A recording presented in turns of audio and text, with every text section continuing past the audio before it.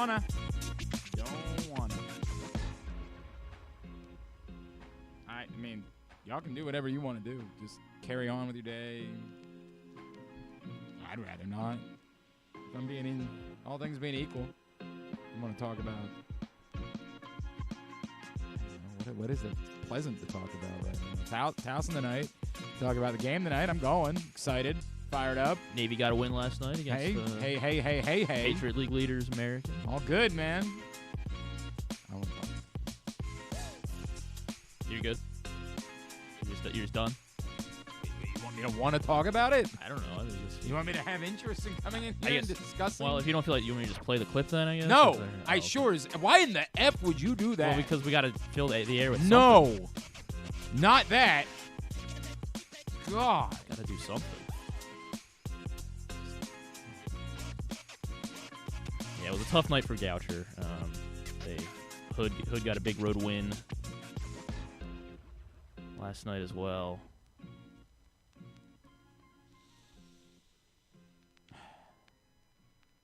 Look, man, this is sports, right? Like, this is the way it works. Sometimes everything gets distilled into an exchange of two moments. The difficult part, and we are going to discuss what happened last night. Jason Horowitz called the game for Big Ten Network. He'll join us later on. I guess we'll talk about it with Lonny Baxter. We had booked Lonny Baxter before that happened. Just because he had been out of the game. He had been fired up. We want to just talk some Terps.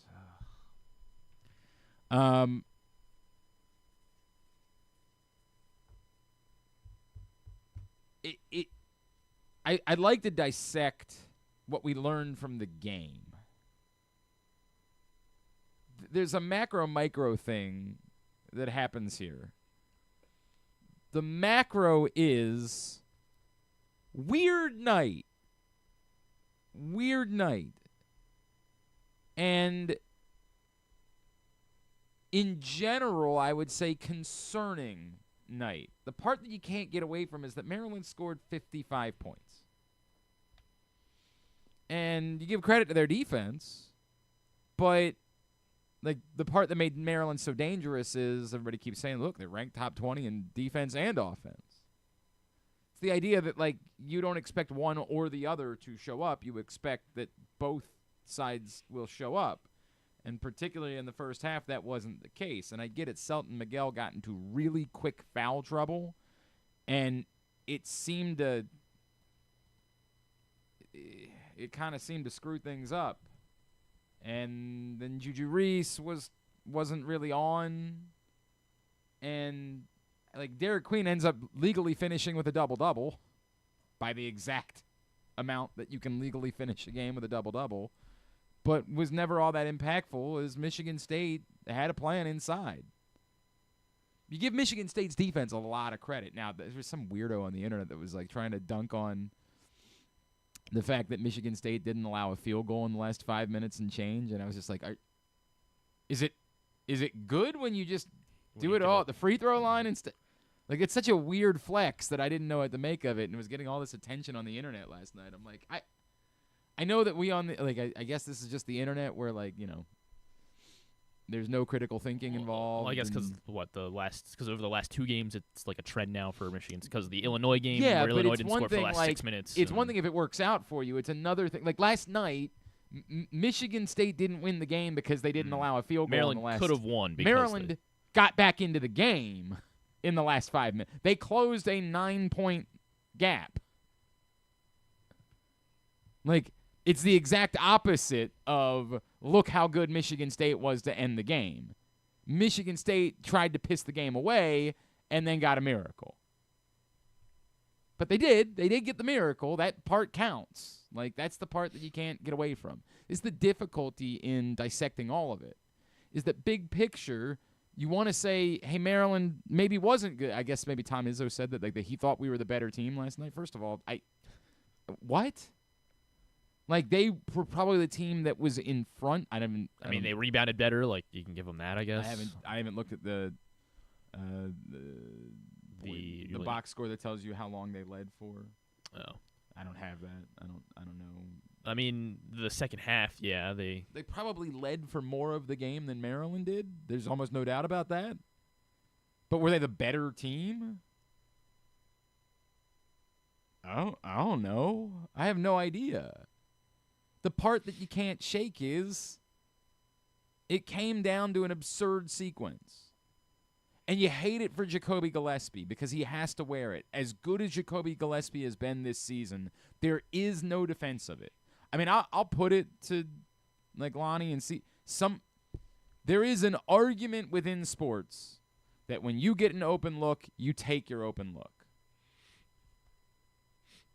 But I hate that it just feels like it's as dumb. I hate when like groupthink wins out. I hate that. But I'm pretty sure groupthink wins out on this one.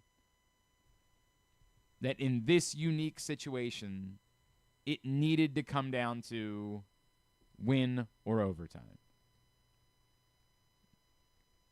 Particularly at home. It's like the old adage of, if you're down by 2 at home, you play for overtime. If you're down by 2 on the road, you try to hit a 3 for the win and get out of there. I don't think you can make an argument for, they weren't going to get a better shot, and so Gillespie he felt like he had enough distance. It was worth putting it up. I don't think you can make that argument. Someone, I'm sure, will try to make that argument, but it's going to fall on deaf ears for me. Maryland didn't have a timeout late because they fell down by 9, and you got to give Kevin Willard credit because doesn't feel like it's 55-55 with 8 seconds left if they don't use all those timeouts. They don't use all those timeouts, and they're not prepared for all of those moments. And they were down by 4 in the final minute, and yet they had the ball with a chance to win. So, yeah, you'd like to have a timeout there to talk about it. Although with that little time left, you do wonder if, by the time they got the ball over the timeline where you would call timeout so you could inbound in the front court, they were, I think, 5 seconds. Maybe.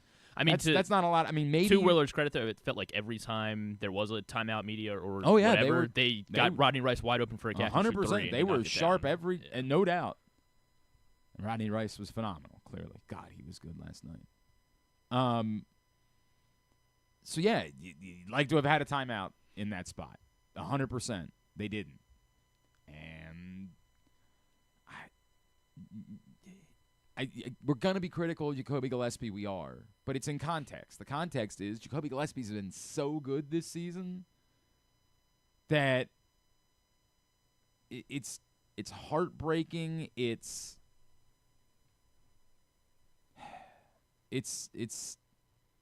indefensible. It is. It's indefensible to take that shot with that much time left on the clock in a tie game. If you're down by 1, you got to take a shot, right? You don't want the game to end without you getting off any shot, right? You don't want to. But the moment was too big. It's the reality of it. I hate it. I hate saying it and sounding like I'm being uber critical of the kid. I don't like doing that with college athletes, but the moment was too big, plain and simple. And it felt throughout the night like that was also part of the story. Maryland was just a little off all night. And it really did feel like maybe nerves were part of it. The moment, the game of the season, all of that stuff. They were not playing as freely. They were tight for a lot of that game. Or at least that's the way it appeared. I'm not going to try to pretend like I can get into their psyche. It appeared as though they were tight throughout that game. What happened at the end happened. And I think Izzo said afterwards, that's not all luck. Maybe they do work on that, every day. And that's why he wants to say, no, this happens because we practice that. Because most teams do, right? Run half-court drills for end-of-game, situations. But even if you run that drill... Right. It was a lucky shot, yeah. It was. And you hate that a game of that magnitude all gets distilled down to a bizarro ending. But they hit it. I mean, that's the way it works. They hit it. They got it.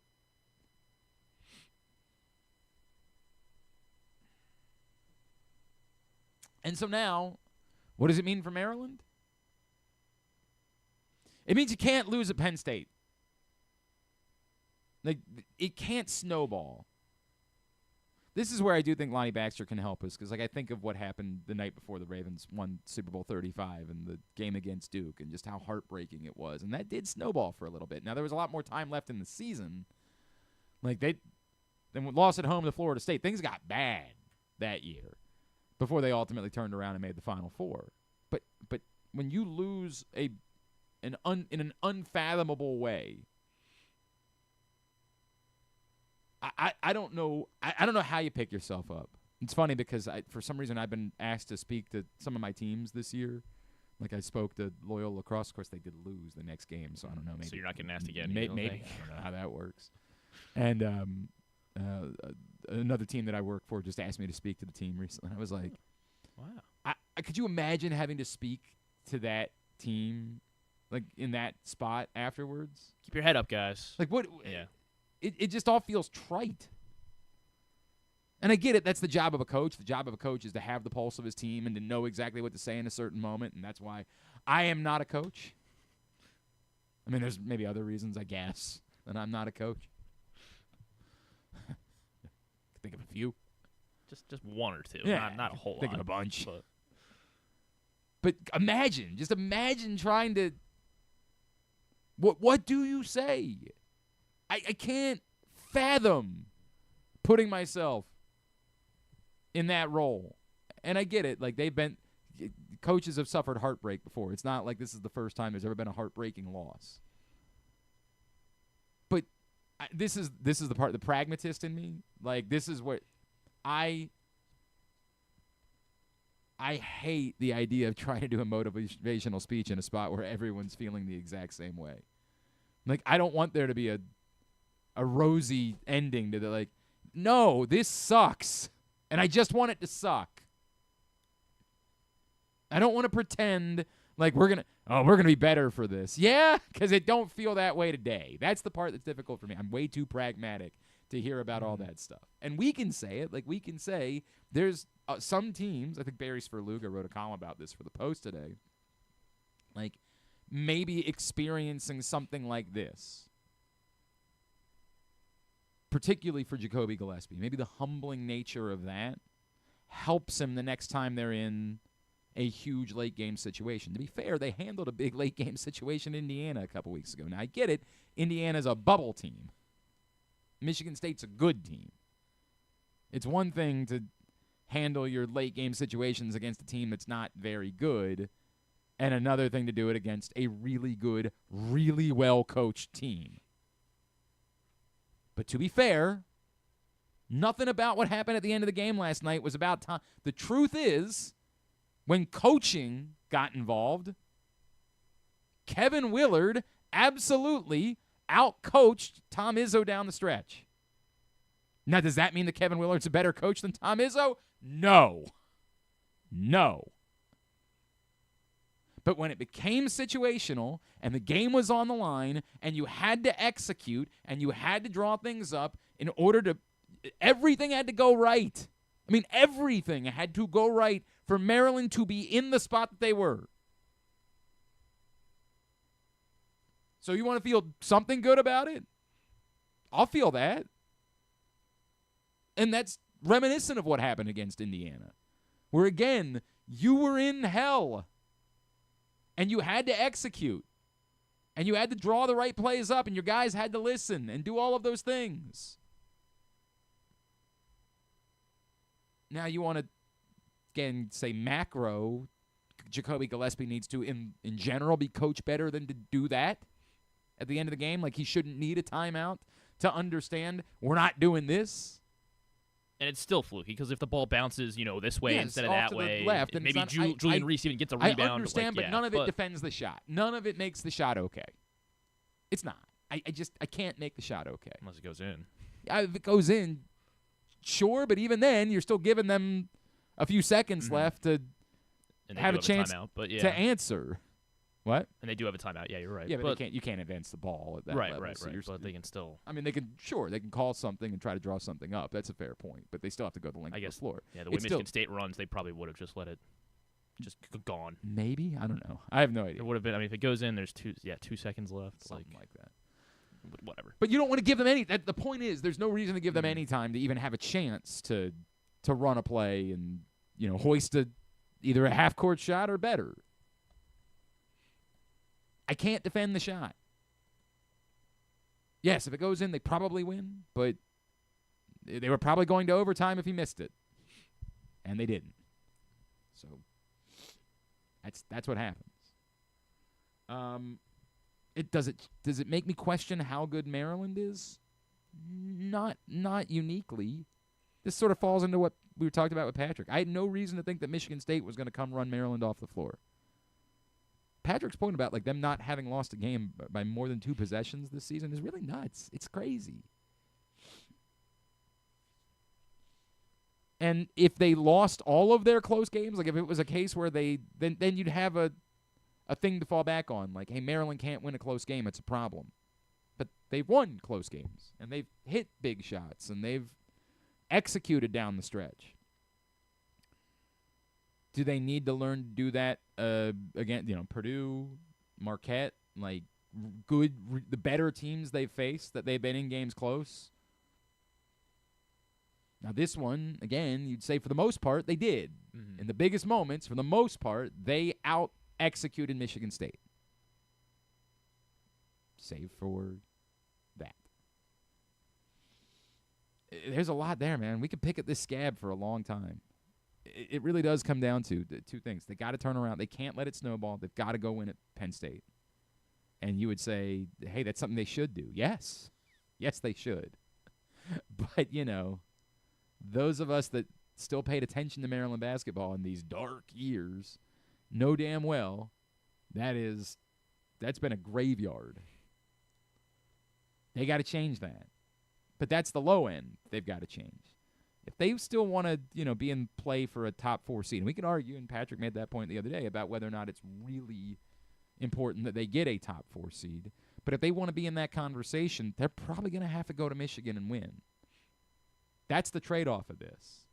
The trade-off was you get this one, you could probably lose at Michigan and be all right, and still get a high seed.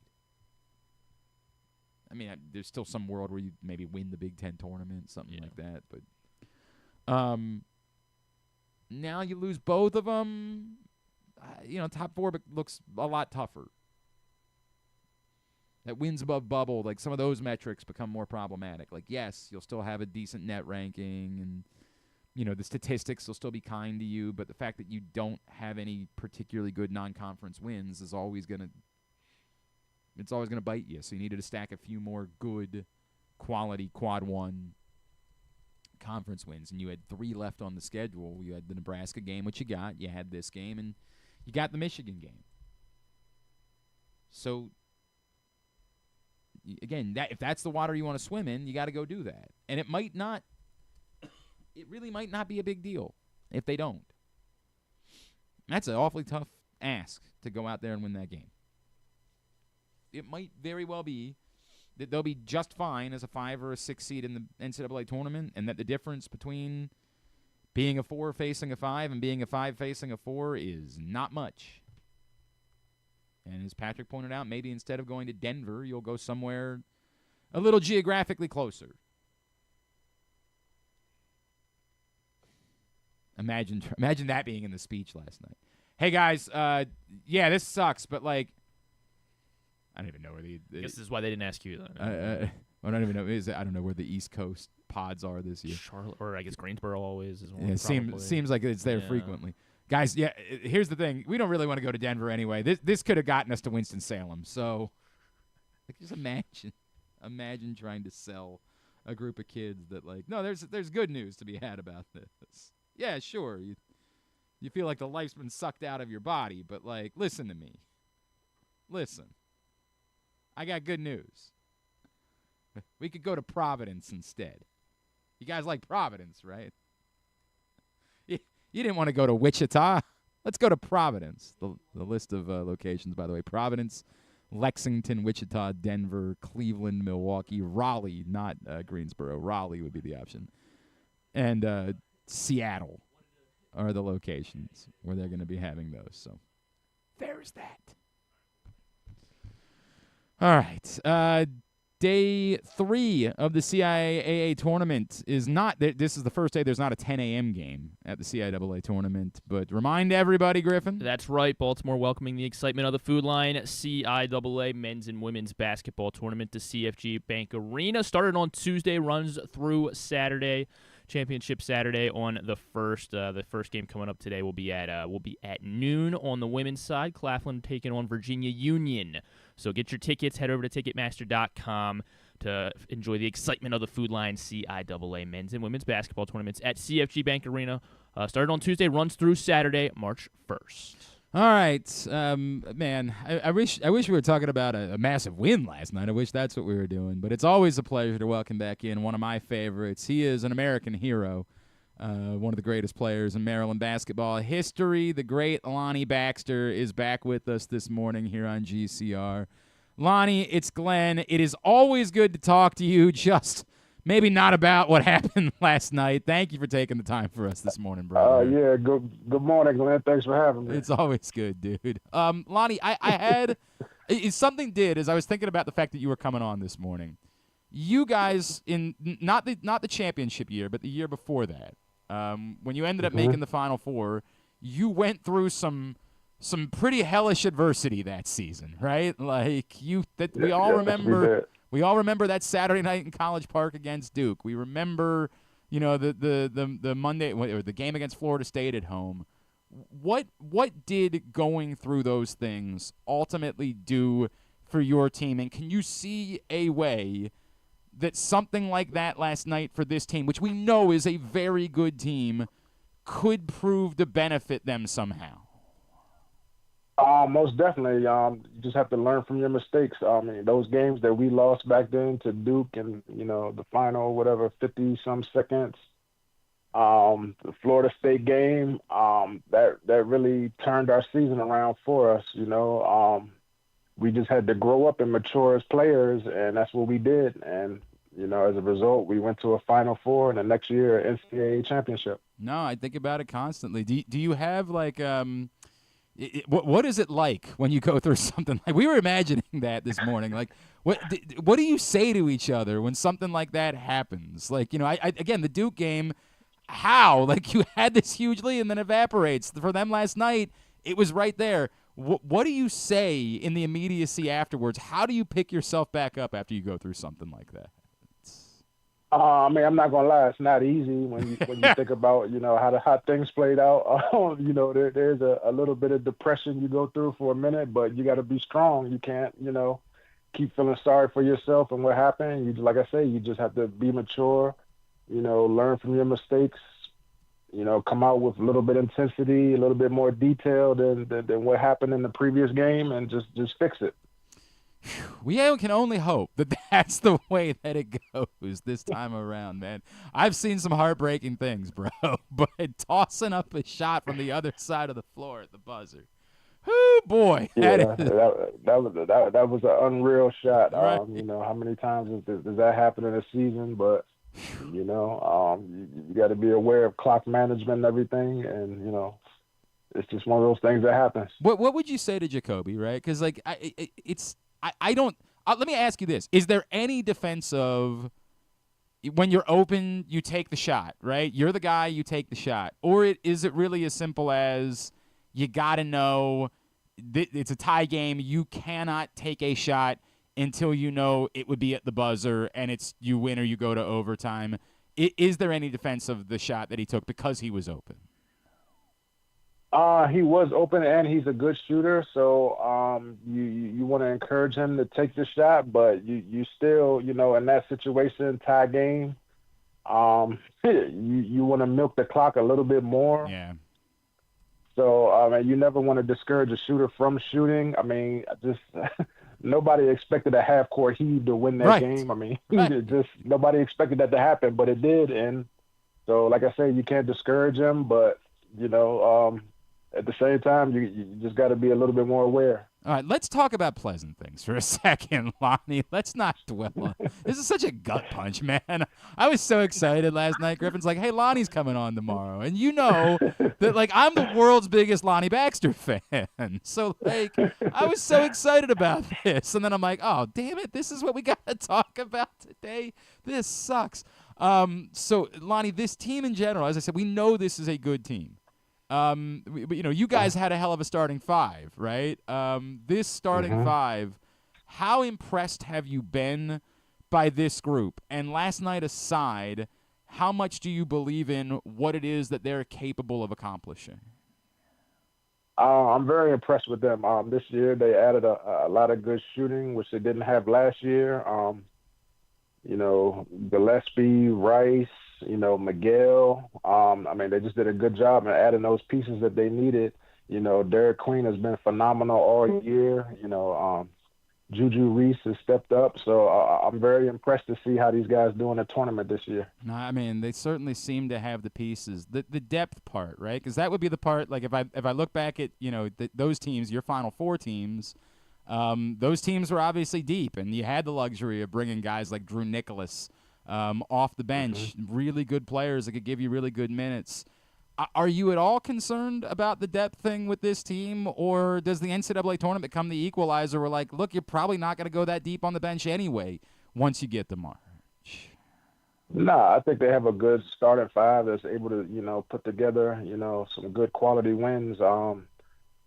They haven't had a good road win percentage this year, something I would like to see. These last couple of games, that they could pull out some good wins on the road. Yeah. In the tournament, the tournament is going to be a neutral site. So, it's all about seeding and, where they place in the NCAA tournament.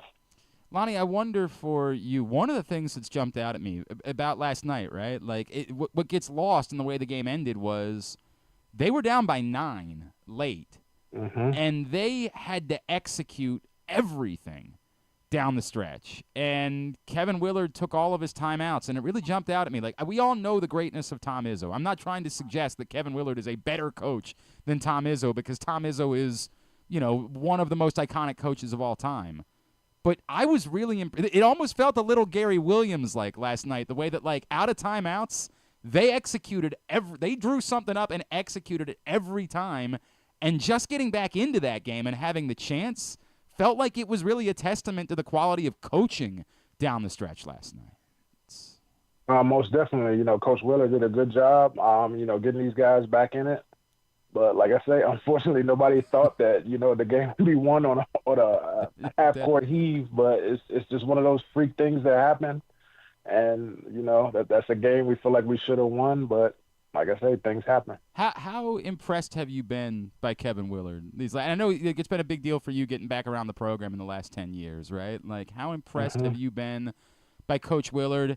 And what is this season like, just having a night like last night, right? Like, where Maryland basketball was at the center of the college basketball universe again. Like, what has that meant to you and to the guys that care most about this program?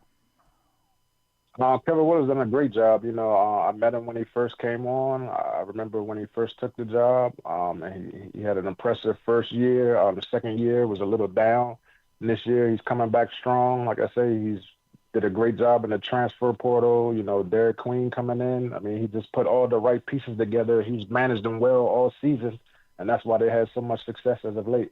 We keep bringing up Derek Queen, right? Like, we got to do this, right? Big man to big man here, right? Like, yeah. What impresses you most about Derek Queen? And there was a little bit of a stretch during the season where he had a couple of off nights, and that's the nature. He's a freshman still. We got to remember that. But what impresses you most about this young man who, unfortunately, it really does look like we're not going to be able to have around for too much longer here in college? I was impressed from day one.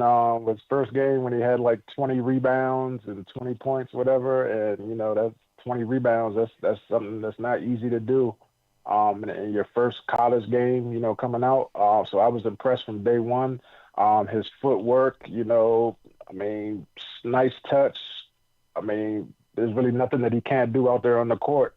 And he comes to play every night, as a freshman. And that's really huge for him being the leader of this team. And then on the flip side, I wonder, too, and I know he didn't have his best night last night, but the story of Julian Reese and everything that he's been through in 4 years and, coaching change as a freshman and, success, down years, struggles personally, that he's stuck it out and gotten to this place over 4 years. I don't know how many 4-year guys we're going to see, like, in the future of college basketball, right? Like, it's just not the way that it works. But what has it meant to you to watch him go through adversity and to find this success that he's been able to find now in his senior season? Yeah, it's his senior season. He's been around through the ups and downs. He's seen adversity, but he's stood tough. He never complained that he wanted to transfer like, most guys do. He stuck it out, and I'm very proud to see him, coming along the way he has his senior year. All right, I got to ask you, I got to get your opinion. What do you think? So it looks like they're going to expand the NCAA tournament, right? Like, it's happening. They're going to go to, like, 76 teams. Is that chuckle because you're like me? Like, what the hell are we doing here? Like, why in the world do there need to be 76 teams in the NCAA tournament? I mean, I wouldn't be surprised, I mean, you see how the game has changed, how things are changing, NIL, transfer portal. I mean, it's just, if it happens, it happens. It's just different times, that's the way the game has evolved. So you just have to deal with whatever comes, and I guess we'll see. I'm an old man, so I'm going to complain about it. That's the way it's going to go. I'm going to take the opportunity to complain. We're used to the good old days, right?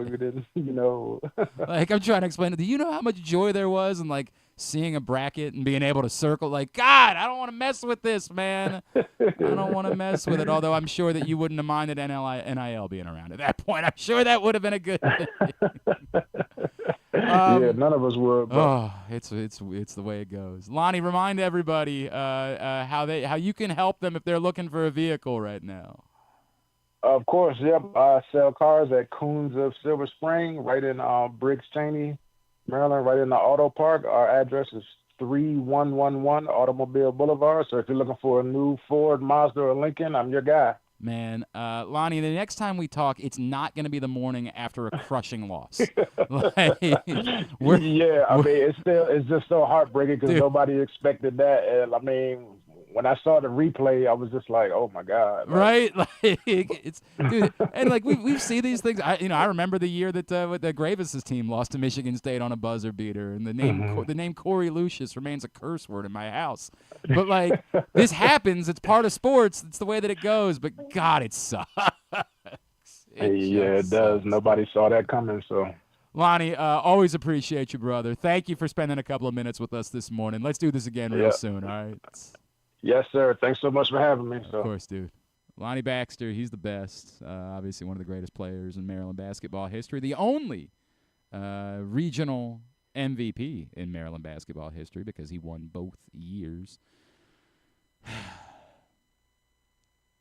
You keep wanting to try. You want to try to be somehow defensive of, like, you're open. You don't want to tell a shooter not to shoot. Like, you want to say that. But even you hear Lonny as he's like, yeah, but like, you just know that is the answer. I'm not trying to put everything about last night on Jacoby Gillespie. They didn't lose because of Jacoby Gillespie. In fact, Jacoby Gillespie was one of the reasons they were in the game.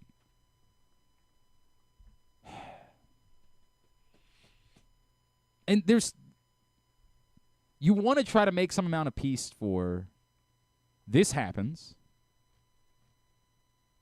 Now, the next time, you're going to be better. You keep wanting to come back for that, and that's what Lonny alludes to, and I do think there can be truth to that. You don't really feel that immediately, but it doesn't mean that there can't be truth to it.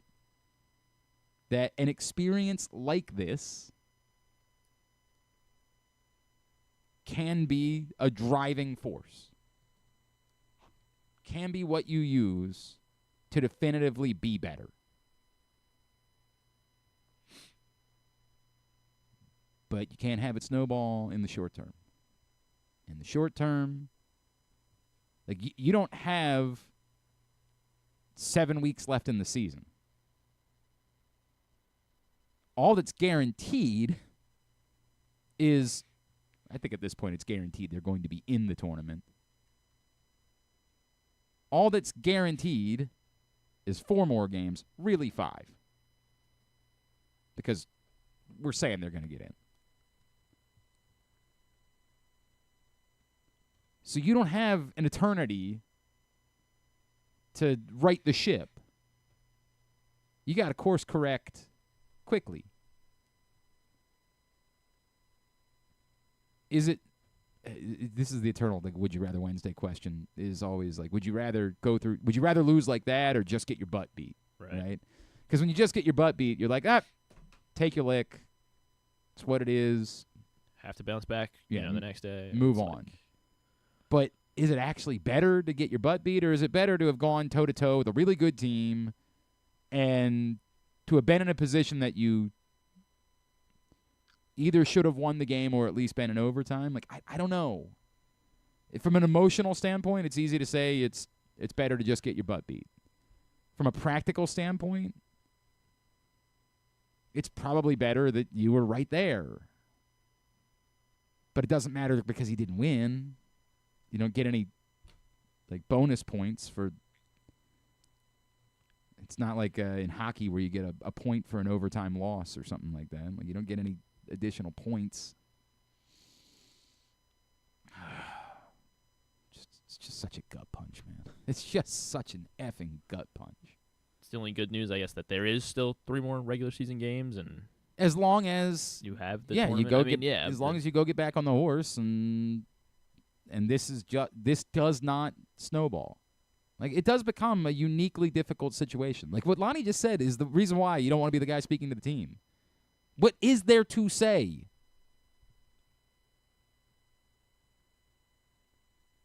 Everybody talks about, like, Ray Lewis's speech after the 2011. Yes, so the 2012 January. I don't remember the January of 2012 AFC Championship game. But the season was over.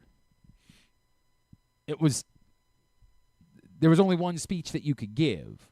There was no more football to be played. It was about how do you turn the page. Well, you're not turning the page. The season's not over. You got to get back up and be ready to play a basketball game in a place where you have historically been awful, and yet it's going to be harder to get up for that game because you can't lie to these guys and be like, oh, Penn State's actually really good. Like, they know they're supposed to go win this game without trying. This is a really brutal spot to be in for a coaching staff. The reality is you're not good there. But selling this group of guys both on forgetting about what happened and be ready for this when they're all like, dude, we should beat these guys with their eyes closed. This is tough. This is a tough spot to be in. And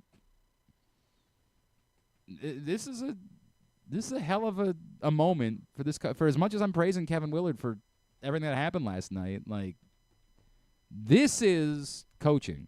This moment now. Your ability to get this group of guys to forget it, to move on, and to be ready. It's also a noon tip-off on a Saturday. Like, there's a lot of things not necessarily working in your favor. Yeah. A lot that you don't like about this, but got to go get the job done. That's the way that it goes. All right. When we come back in, we will pause from discussing that. Scott McGregor, of course, Orioles legend. He was down in Sarasota working as a guest instructor. We're going to talk to him about what he saw from the Orioles pitchers while he was down there. That's coming up. It is a Thursday edition of Glenn Clark Radio. COVID-19 and flu viruses are circulating in Maryland. But don't worry. Protection is within arm's reach. Protect your health with this year's COVID-19 and flu shots. It's safe and convenient to get them both at the same time. Flex your protection. For more information, visit health.maryland.gov/vaccines. This message paid for by the Maryland Department of Health. Whether your focus is luxury and comfort, convenience and technologically advanced connectivity, or sporty performance and aggressive styling, we've got the perfect Highlander for you. Check out buyatoyota.com for deals on new Highlanders from your local Toyota dealer today. You're gonna love February at Live Casino and Hotel Maryland. Sweeten your Valentine's Day with a chocolate bar February 13th and 14th. Pamper yourself and your partner with Valentine's Day spa discounts February 10th through 21st. Celebrate the Year of the Snake and win a Lunar New Year luxury brand collection February 28th. Plus more ways to play, dine, and win all month. At Arundel Mills, must be 21. Please play responsibly. For help, visit mdgamblinghelp.org or call 1-800-GAMBLER. Gambling can be a fun and entertaining experience, but there are risks involved. If you're planning on betting on the game at the casino or on your phone or computer, know your limit, stay within it. Set a budget and a time to stop. Remember, gambling isn't a financial solution, and it doesn't mix well with alcohol or drugs. Know the risks and have a plan before you begin gambling. For free and confidential services, call 1-800-GAMBLER 24/7 or go to helpmygamblingproblem.org. Driving in Maryland? Did you know an Easy Pass from DriveEasyMD.com can save you time and money? Of course you did, because you are a thrifty driver. An antenna reads your Easy Pass transponder and automatically deducts the toll from your Easy Pass account. There, you just saved money with Easy Pass, all without slowing or receiving a notice in the mail. Well done, thrifty driver, well done. Get your Easy Pass at DriveEasyMD.com. The votes were all counted, and the results are official. Royal Farms was named #1 for food in the USA Today 10 Best poll, receiving more votes than any other convenience store chain in America. The next time you want to get some good food fast, doesn't it make sense to go to Royal Farms? Voted best in the USA and home of world-famous chicken. Real fresh, real fast, Royal Farms. Contrary to what some people believe, I actually like this guy when he sleeps. Glenn Clark, talking sports. All right, back in here on GCR as we continue along on a Thursday edition of the program. If you haven't yet, I don't know what you're waiting for. Get to your neighborhood Royal Farms, any of the hundreds of locations around town, and pick up this print issue of Press Box. David Rubenstein on the cover as the Orioles owner sat down with myself and Stan the Fan Charles for a lengthy conversation. A lot of meat on that bone. Go check it out right now. Again, that print issue of Press Box. You also will find a lot of college lacrosse inside this issue. Profile of Tyler O'Neill, new Oriole. You can get it for free at any of those Royal Farms, many of the hundreds of locations around town where you find Press Box. You can read it all. PressBoxOnline.com, that new print issue of Press Box, which is now available for free. Hopefully it'll be better news tonight. Towson taking on William and Mary. Regular season outright CAA title at stake for the Tigers.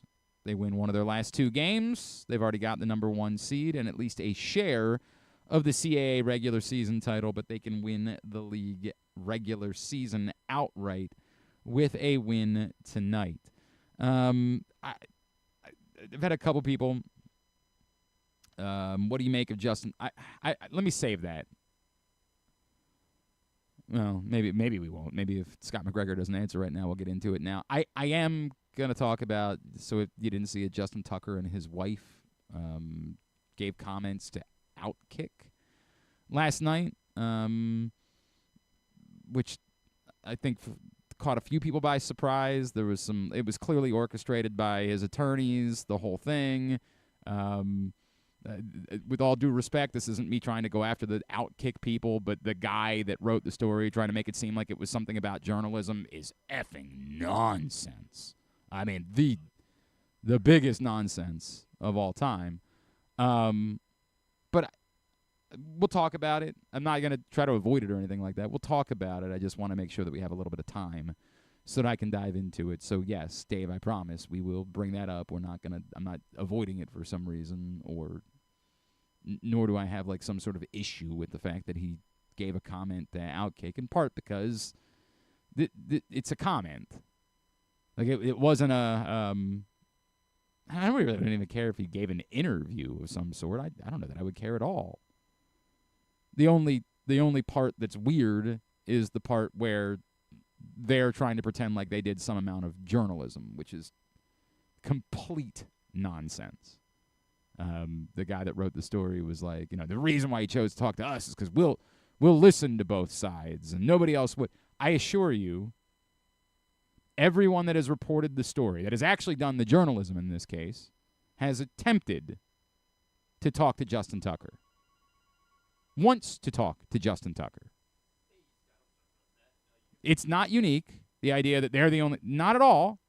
It's utter nonsense. Just as dumb gets. Now, joining us this morning, one of our favorites, World Series champion, and a man who's still getting after it, going down, sharing his knowledge, his wisdom with the Baltimore Orioles as he was down there as a guest spring training instructor. It's always a pleasure to welcome back to the program Orioles legend, Mr. Scotty McGregor, who's back with us this morning here on GCR. Scott, it's Glenn in Baltimore. It's always great to catch up with you, sir. Thank you for taking the time for us this morning. No problem, Glenn. Enjoy it. Hey, Scott, why does this still matter to you? Why is this still something that you want to do, to go down and spend the time with the guys every year in the spring? Well, this group of kids, that are there now are the ones that before I retired or was let go, however you want to phrase it, but are the ones that I coached. And so it's just really neat to see these guys, and we have a special relationship. Whenever I come to town, I go, "Hey, Scotty Mac, good to see you." I said, "Oh, good to see you. Let's see if you guys can win a World Series." Right? Yeah, let's go end that drought, right? Let's go make it so that we don't always have to call you to talk about winning a World Series. Yeah, right. Got a new group of guys. I just really enjoy that. I enjoy the camaraderie. I enjoy staying in touch, and it's 3 years now I've been doing it since Mike transformed the system, and it's doing very well. That I just get to stay in touch, and I get to see and try and understand the analytics along with what we see, and see how we can combine them and make these guys the best they can be. Can I ask you that, Scott? Like, what is most about the new era of the way that we, particularly with pitchers, right? Use the data, use the analytics. I'm sure there's some of it that maybe a guy like you might roll your eyes at, but what's been most fascinating to you? Like, man, I wish we had this, in the 1980s. I wish in my career I would have been able to take advantage of this. Well, I think the major difference is that we have, Ray Miller is our pitching coach, and that was pretty much the influence. The biggest influence was Jim Palmer, on our lives, but now they've got a whole team of people that are working together, and they're with these guys day in and day out. You pitch a game, and the next day they're going over how you threw those pitches. This isn't the way we were shooting. They just really watched over 100% more than we were, and I think they just really hold them to what they discover about themselves, and then go use it on the mound. Scott, you mentioned, the influence that Jim Palmer had on you guys. And I'm not trying to pretend that Charlie Morton is Jim Palmer, right? Because no one is Jim Palmer. Jim Palmer is one of one. But how much do you sense a lot of people ask, like, hey, why Charlie Morton? Why bring a guy like that in at this point in his career? Do you have a sense for the role that he can play, not just, pitching every fifth or sixth day, but working with these other guys to try to help them learn? And did you see some of that when you were down there? Oh, yeah. Him and Eflin, they both have a tremendous amount of postseason experience, and that's invaluable. And 79 was our first year there. I mean, we did good, but we just didn't finish it. And then by the time '83 came around, we were a lot more seasoned and ready for the battle and had a better idea of what it was all about. And these guys can definitely impart that, through osmosis, if nothing else. It really is a good thing to have. And Charlie seems to be healthy, and he looks good. Him and Eflin both. Yeah, threw the ball well when I was there. Does he have more than people might realize he has left in the tank? I think so. You never know nowadays. It's hard for these guys to be healthy for a whole season with the velocity that they try to. But watching him and Eflin, they look like guys that have said, "Okay, I've had my 100-mile-an-hour day. I'm just gonna pitch now," and that's something that's really important, I think. He is the great Scott McGregor, and he is with us here on GCR. Scotty, you mentioned guys that you've sort of been around and grown up with. I think the top of the list would be Grayson Rodriguez, right? Who's been in the organization for a while, and we all see it, right? In moments, we see utter brilliance. What do you think the difference is for Grayson in being a quality starting pitcher or being a guy who's capable? Because the stuff is there. What's the difference for him in becoming a true number one ace type of pitcher in Major League Baseball? Well, I think all of it is confidence, and self-confidence. And like I tell them, when you're on the mound, you got to say, "Hey, I'm the baddest in town," and you don't have to wear it outside, but inside you better believe that there's nobody that can get you. You got to be so confident, focused. And I think that through seasons that he's been through and postseasons that he's been through,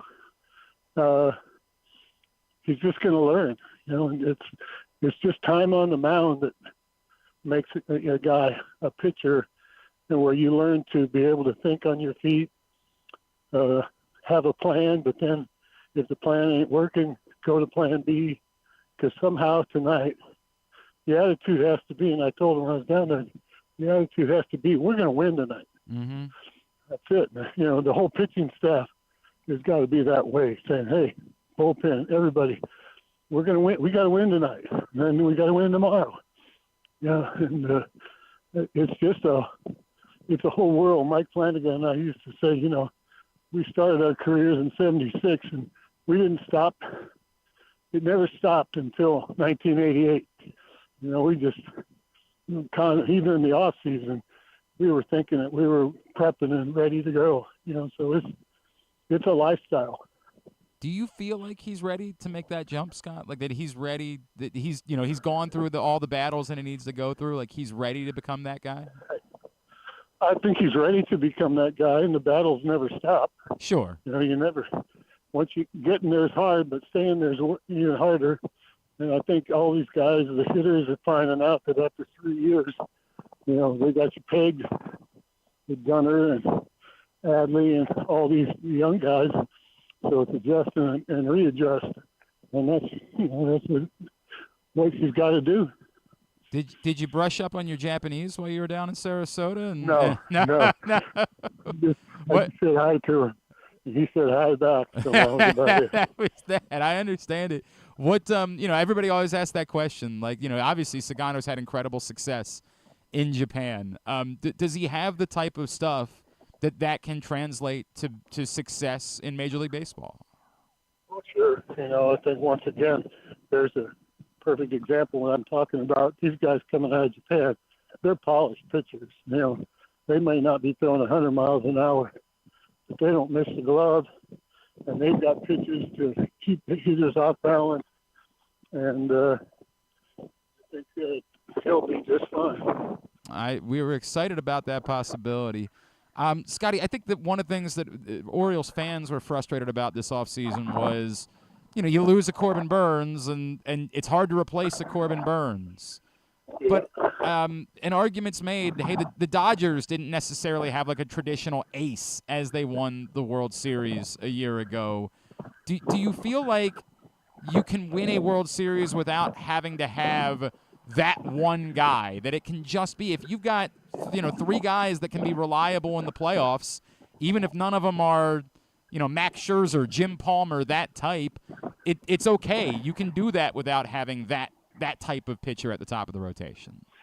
Well, first and foremost, you're talking postseason already. Yeah, well, you got to get there. You're right. You got to get there. Yeah. That's fair. So I think with what they got and the strength of bullpen looks really good. It looks better. Obviously, you put Mountain back in there, and it really shapes things up. But watching Cano this spring, oh, my God. He was – I don't know. I just watched him throw a couple bullpens. I told Frenchie afterwards, I said, damn, that was pretty good. Wow. So, I mean, if you got a good bullpen – once again, you have to have people in Norfolk ready to come when guys get hurt or just need a break. That's just the name of the game nowadays. So the staff, I think, looks okay. Kramer, he's gonna be Kramer. He's gonna dazzle, and hopefully these guys just learn to have smaller down spins. And that's the key to it. Hopefully, Kyle Bradish can join that equation at some point during the season as well. That you get that guy in there, that makes a difference. There's no doubt. So, Scott, what does life look like for you now? Like you go down, you do the guest stint. What's next? Where are you at, and what are you up to? I'm in Tennessee. We moved down here 2.5 years ago because my full-time days of coaching and that up in Baltimore, where I would come up in September and throw batting practice and be out there helping guys whenever they needed. Those days ended, and my daughter's here in Knoxville, where I'm at now, and my oldest is in Greenville, South Carolina. My youngest is in Durham, North Carolina. So we wanted to get closer. Yeah, centrally located. Downsize the house, get away from stairs, one level. So we are grandparents to the max. Got to go see my daughter play lacrosse. My granddaughter play lacrosse today. Cool. So we keep busy. That's cool. That is really cool to hear. Scott McGregor, it's always great to hear your voice. Always appreciate you taking the time for us. Thanks for hopping on this morning. Let's talk again real soon, all right? Okay, man. Have a good day. You too. The great Scotty McGregor with us here on GCR after spending time with the Orioles down in Sarasota. Appreciate him doing that and spending the time with us. All right. Let me dive into the thing. We'll spend a few minutes on this. Jason Horowitz is going to join us in the 11 a.m. hour.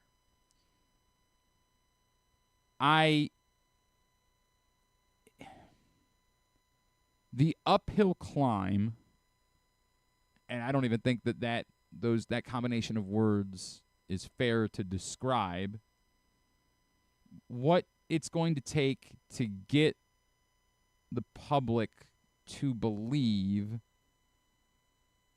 that somehow this enormous number of massage therapists are all completely making up stories is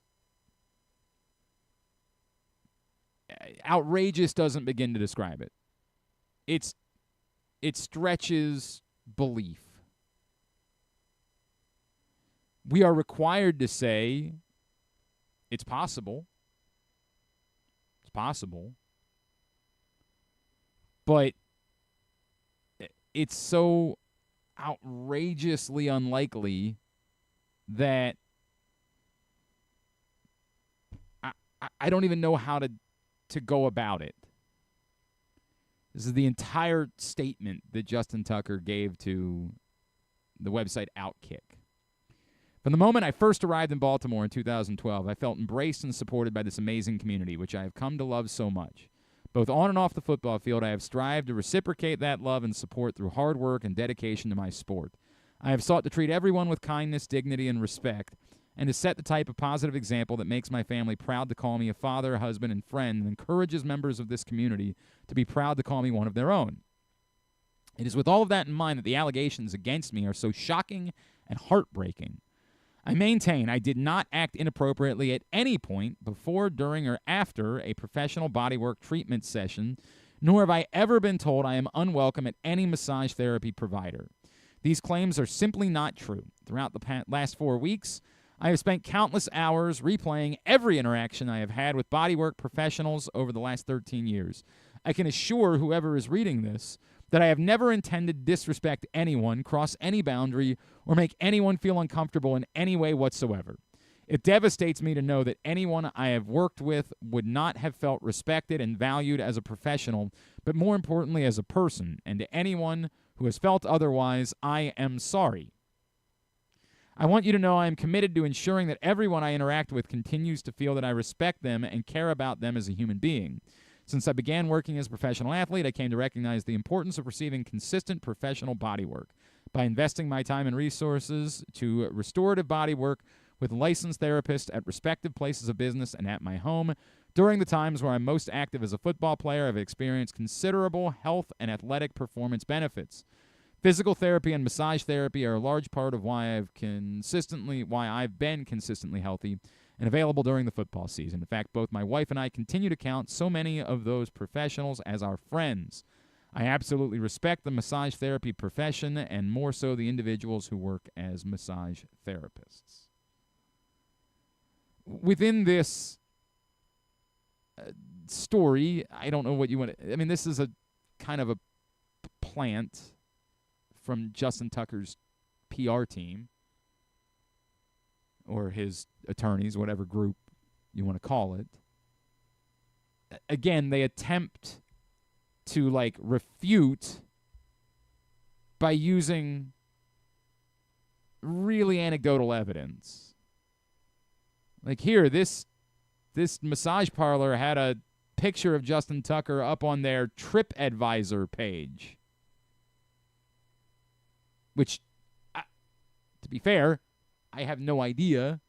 I don't know how TripAdvisor works, admittedly. I don't know if that means that somebody affiliated with the parlor had to be the one that put the picture up, or if someone else could have I don't know who has access.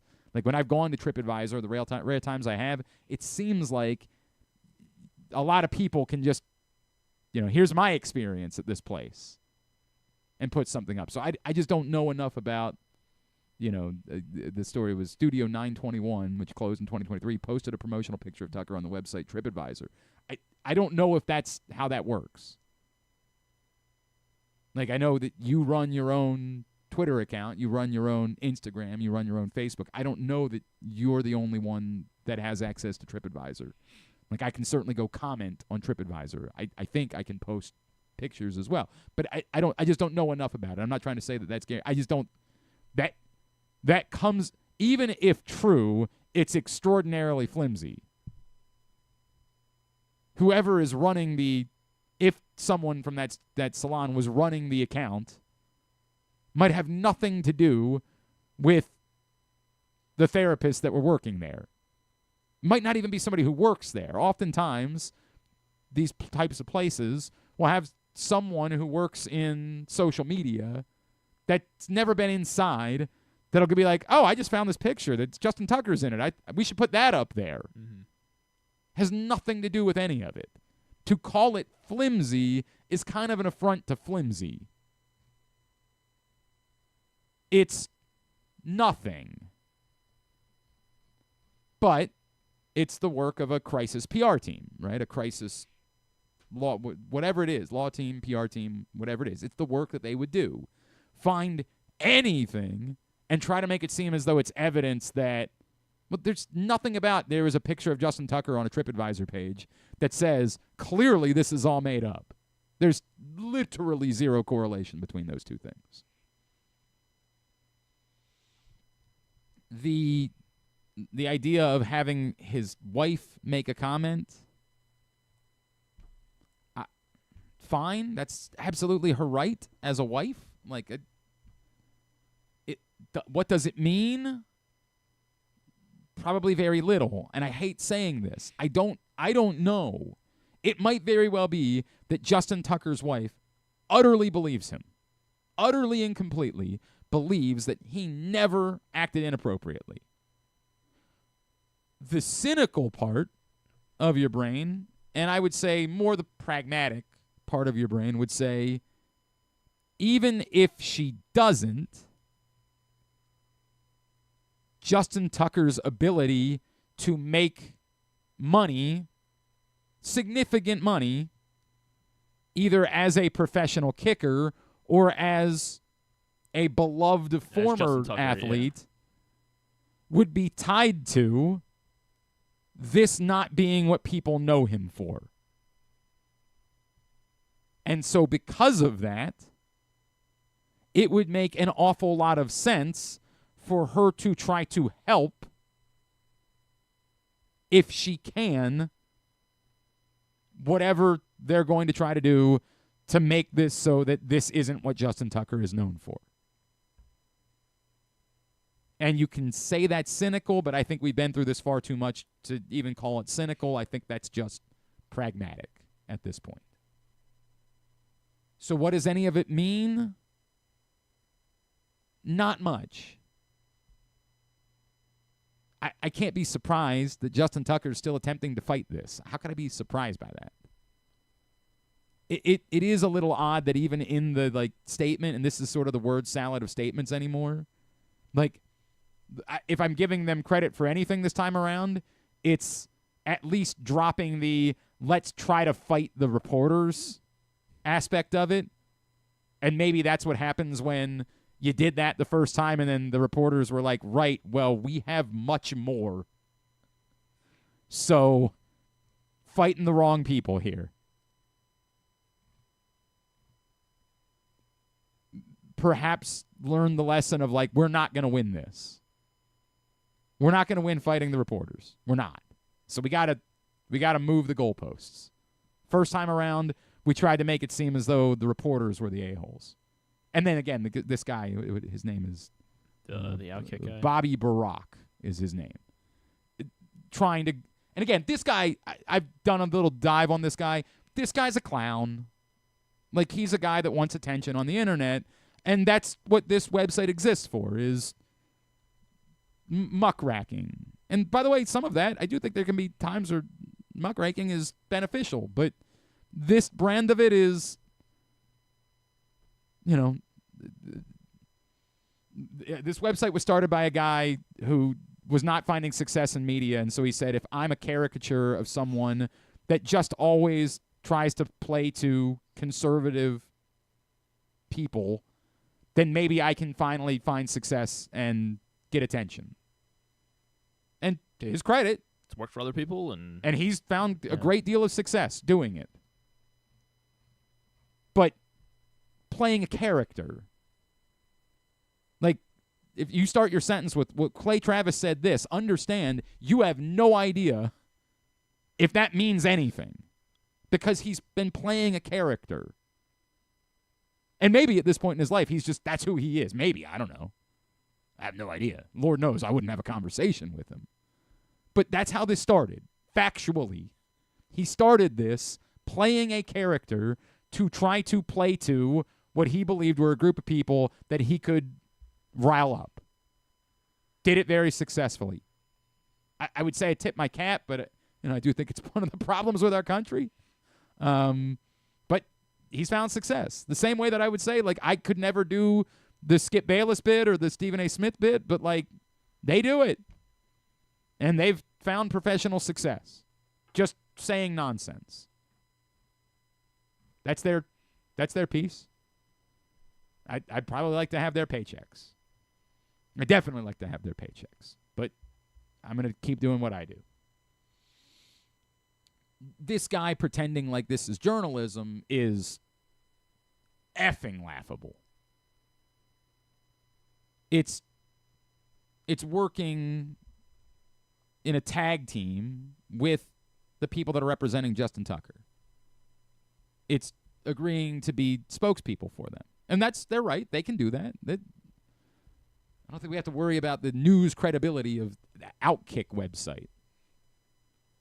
I don't think they're trading anything in by doing that. That's absolutely their right. What's the meaning of it?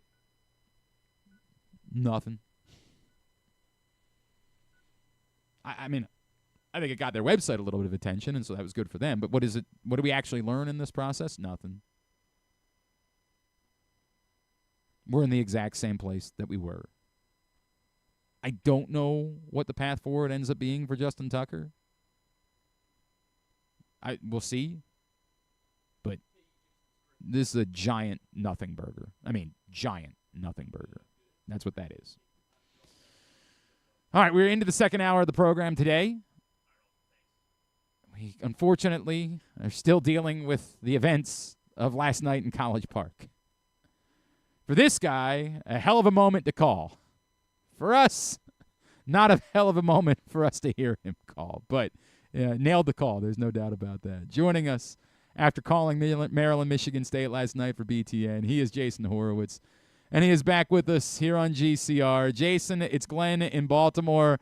As you would imagine, you're walking into sort of like a morgue this morning, but we appreciate you taking the time for us, man. Well, first of all, I appreciate it. We walked in last night, and Robbie and I knew immediately how awesome the environment was going to be. So, like, you could feel it, and which was so cool. And like, I get why Maryland fans are sad today and all that stuff. This would be a lot worse if this eliminated you from the second round of the NCAA tournament. Oh, no doubt. No doubt. Like, yes, no doubt. This is still the Crab Five is still as good, I think, as any starting five in the country. And so they had a bad night. They ran into a more physical team. And I still think they're good enough to make a Final Four run. So we'll see. So I agree. By the way, there's still much to cover with this, right? Like, there's so much macro, micro. Let me just go to the moment, right? Like, what were you thinking as Jacoby Gillespie pulled up? Because I don't want to pile on Jacoby Gillespie. I don't. He's a damn good player. And this moment doesn't. That he shot it too early. He shot it too early. Yeah. Okay. I did think that. And honestly, now that you're asking me this, because Robbie and I had dinner after the game last night, and we were in a hotel where there was a lot of Maryland fans coming up, and they were just kind of like lamenting what happened. But in the moment, to be perfectly honest, as I'm thinking back to calling the game or calling the shot, I was surprised when I looked up and saw that Holloman had 2 seconds. Right. My what was racing through was he's going to get a couple of dribbles and release it, which actually helped me be on the moment of the call because he had a couple of seconds. So, yes, I was surprised that he still had time, but I also remember when he shot it with 6 seconds, my first thought was he shot it too early. Yeah, and that's it's the reality. I keep wanting to say, like, is there an argument for, hey, you're a shooter when you're open, this might be the best look that you get, but I can't. I don't know. Well, I mean, remember, they didn't have any timeouts. Right. Right. Kevin Willard had taken his last timeout, which was a great idea. Yeah, it worked. Because they got the steal, and it worked. They got the steal. They got the stop. They tied the game. They almost all at the free throw line. Rodney Rice was great, but correct me if I'm wrong, Glenn, because obviously this guy became secondary. But I'm pretty sure that he's the only one that hit a 3 for Maryland all night, right? That feels right. Yeah, that feels like it was right, 100%. I'm double checking. I don't know. I think when Rodney Rice hit that 3 to bring him within 6 out of the timeout, I want to say he was 4 of 7, or maybe he was 5 of 8, or whatever it was. But I think I had mentioned that nobody else had hit a 3 for Maryland. I think that's still true. You're right. Jacoby finished 0 for 6 from beyond the arc. Yes, that's correct. Yeah. So, and Selton, we had foul trouble and never really got into a rhythm. So, tough shot. But think about it. You get the ball. You got 9 seconds. You're kind of up court. I don't really – I mean, if he makes it, no one's questioning it, right? So – yeah, you're right, but it didn't. And that's the way that it goes. So I say all this to say what you said earlier is unquestionably true. There's no doubt that, like, for a fan, it's easy to come in and be like, sometimes you'd rather just get your butt kicked. Well, no, you don't really mean that, right? Like, you want to know. No, you don't. That your team you want to be entertained. 100%. You pay your money to go see a top 20 matchup, and Maryland's won 13 in a row at home. You don't want to lose 85 to 60. The totality of it, though, like, what do you make of? Again, they should have been in overtime. They had a chance to win. But it was like the first time that we saw them kind of look out of sync and out of character. And they did fight back, and you give them a lot of credit for it. But what did Michigan State do well to kind of take Maryland off their game? What did you notice most? Nonstop effort. One of the things that's been said about Tom Izzo's team this year, and he, I think if you listen to the post-game interview with Andy Katz, you can hear just how much he appreciates his team, and you've heard that. People have written about that all year. But old Tom Izzo's teams, the ones that made the Final Four back in the day, were credited with getting the ball out of the basket and getting into transition, and how physical they are on defense and rebounding. And that is 100% true again this year. Robbie and I saw Trey Holloman's parents after the game, and we just happened to be staying in the same hotel. And like, they came over, they talked to Robbie how much they love how he covers the Big Ten and all that stuff. And I had mentioned to his mom, I'm sure you'll never forget the shot. But like, the thing that stands out to me the most, and this gets to your question, when Trey Holloman, there was a possession with 5 or 6 minutes to go, maybe 7, and his defensive effort on whoever was in the corner, then digging in on Derek Queen and getting back to contest the 3-point shot. And then when they got the stop and the rebound, he was applauding like they had just hit a big 3 with a minute left. That's how pumped he was. That's how much they put in on defense.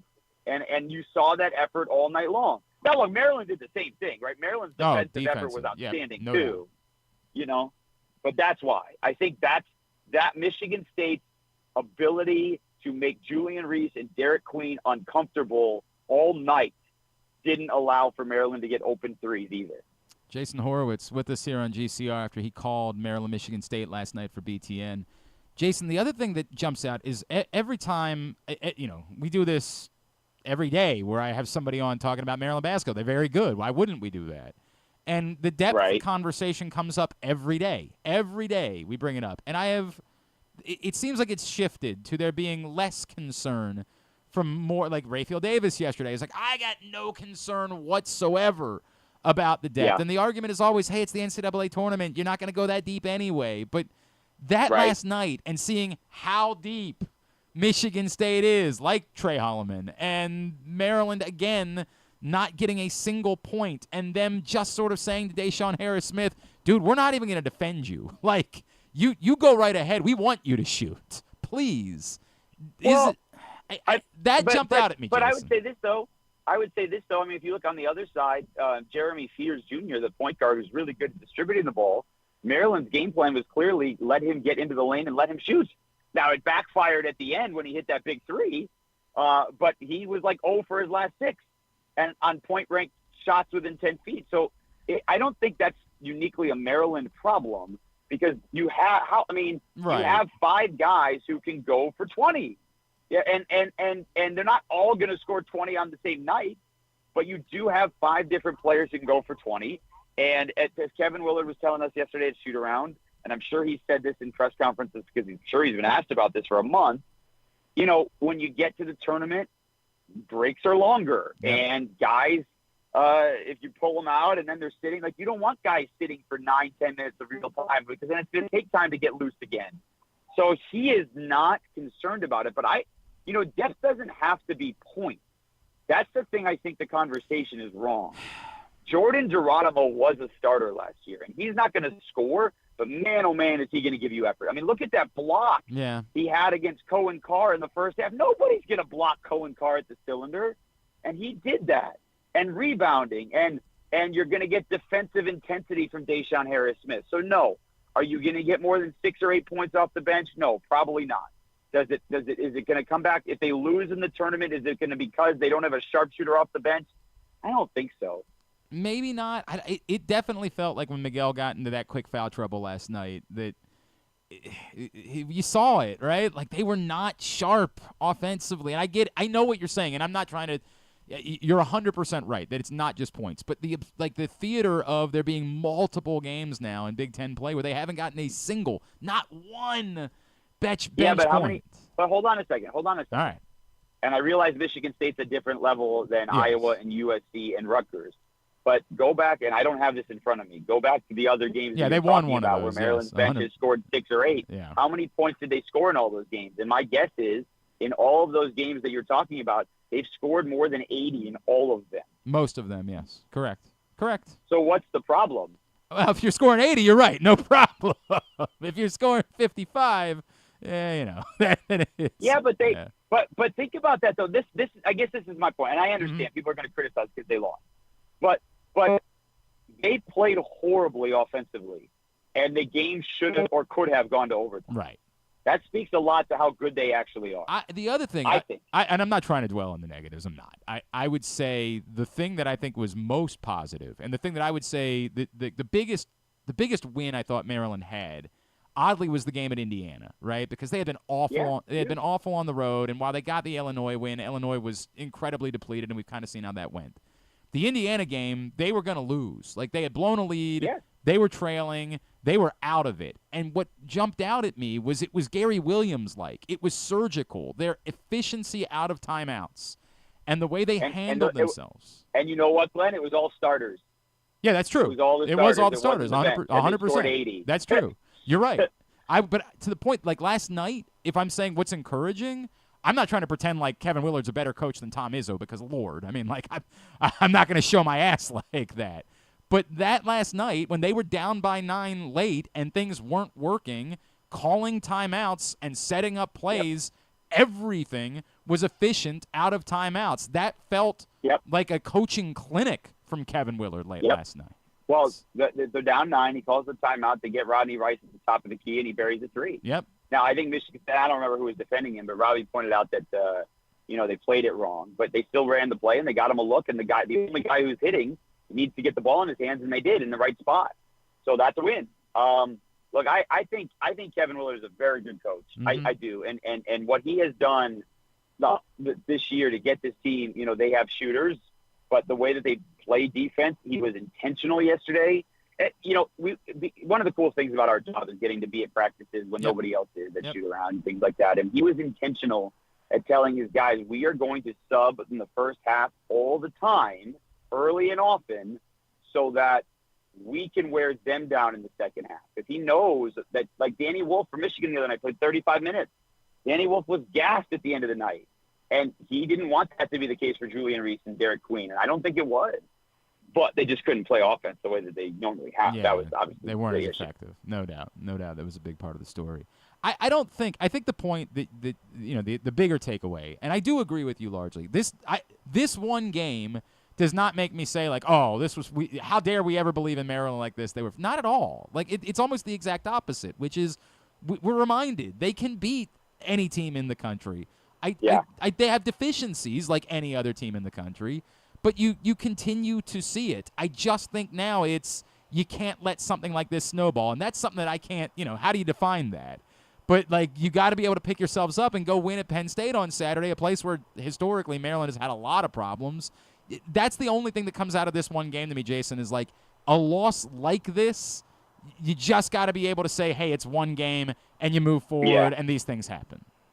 Well, and I'll be there Saturday, so I'll get first chance to see where their mentality is, because it's a noon tip-off, and it's a quick turnaround, and Penn State's got senior day, and they're coming off another game where they lost by 5 or less, and I haven't looked at the standings today. My guess is that Penn State is probably going to be done, but I think for 100% they can't lose another game. Yeah. So that's desperation. So all of those things will be in play, and it'll be interesting because you can't lose that game after you lose this one, and then you got Michigan on the road, and then you finish with Northwestern. So they've got a bunch of good stuff coming up. All right, for you on everything, like you've done so many sports. What's the call? Like, what's the thing? If you say that going into a game, I'm rooting for this, is be a half court buzzer beater. Like, what's the thing that you're like, if I can get this, boy, it's gonna make my night as a broadcaster. None of it actually. It's funny. It's funny you say that. It has changed over time. It used to be what you just said. You want to have a call that goes viral. And then it was, for a while for me, is I want to have a clean first 4 minutes of a basketball game. Because you got all the sponsorship elements. Mm-hmm. And because I always felt that if I could get into a game and the sponsorship is done right and the setup my analyst is done right, and lay out some of the themes of the night early, like then it's going to flow.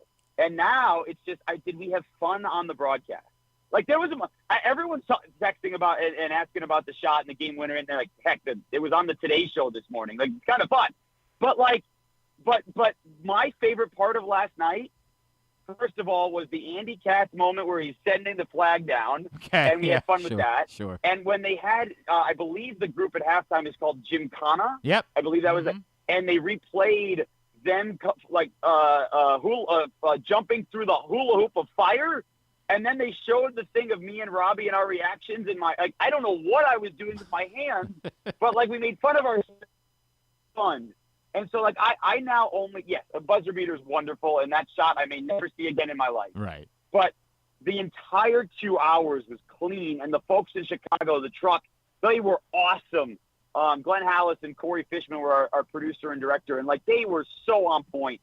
And we got the environment and the whole thing. It was start to finish, and obviously you got to finish with the buzzer beater is awesome, but the broadcast was just a lot of fun.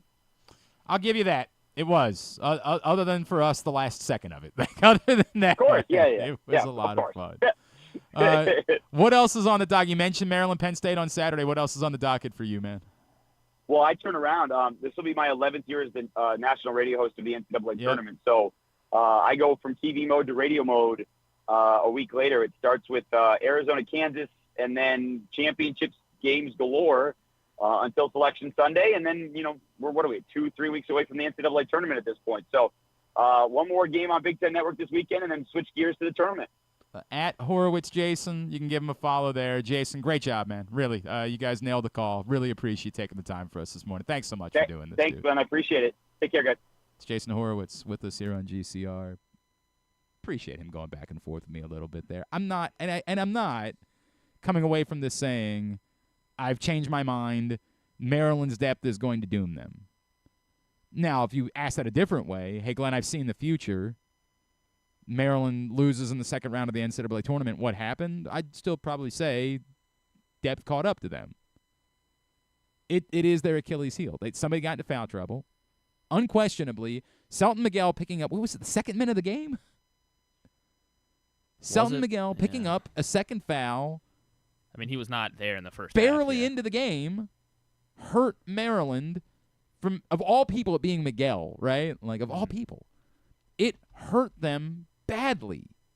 Now, Jason Horowitz says, well, I'm talking to Kevin Willard. Kevin Willard's like, dude, we're going to go to the bench. But that plan was for the bigs, to try to keep the bigs fresh. Miguel, second foul at 17-18. Yeah, so third minute of the game. Mm-hmm. They were not sharp offensively. Now, I'm not trying to pretend like Selton Miguel is the straw that stirs the drink.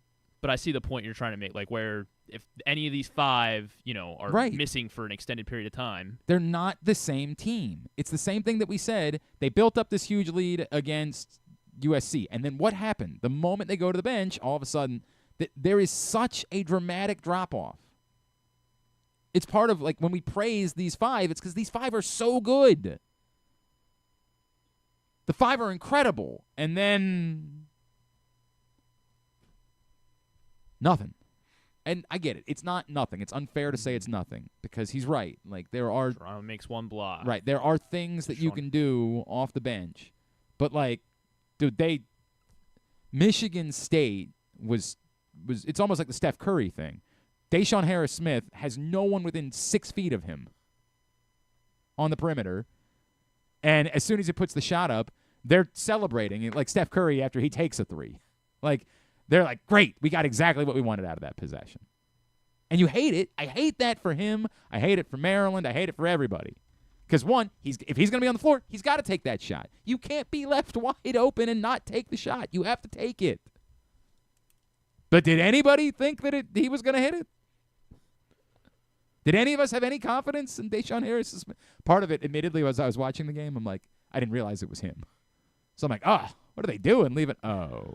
Because for a second it looked like Miguel. Yeah. Oh.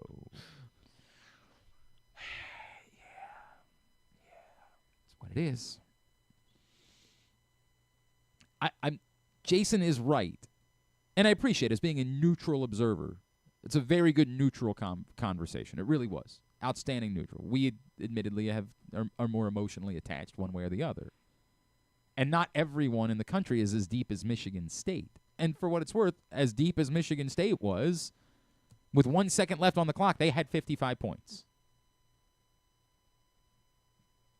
They played 10 guys. I think everybody off the bench scored for Michigan State, right? Yeah. I just had it. Yep. Yes, everybody had at least 2 that played for Michigan. Yeah, they had 10 guys score. Twice as many as Maryland. But, yet with 1 second left, they had the exact same amount of points. So I don't want to make it seem like it's as simplistic as Maryland can't be as good as Michigan State because Michigan State's so much deeper than they were. I think we're right to continue talking about it.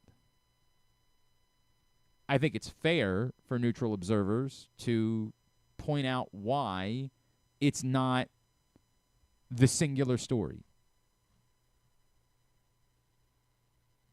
It's absolutely fair to say breaks are longer in the NCAA tournament.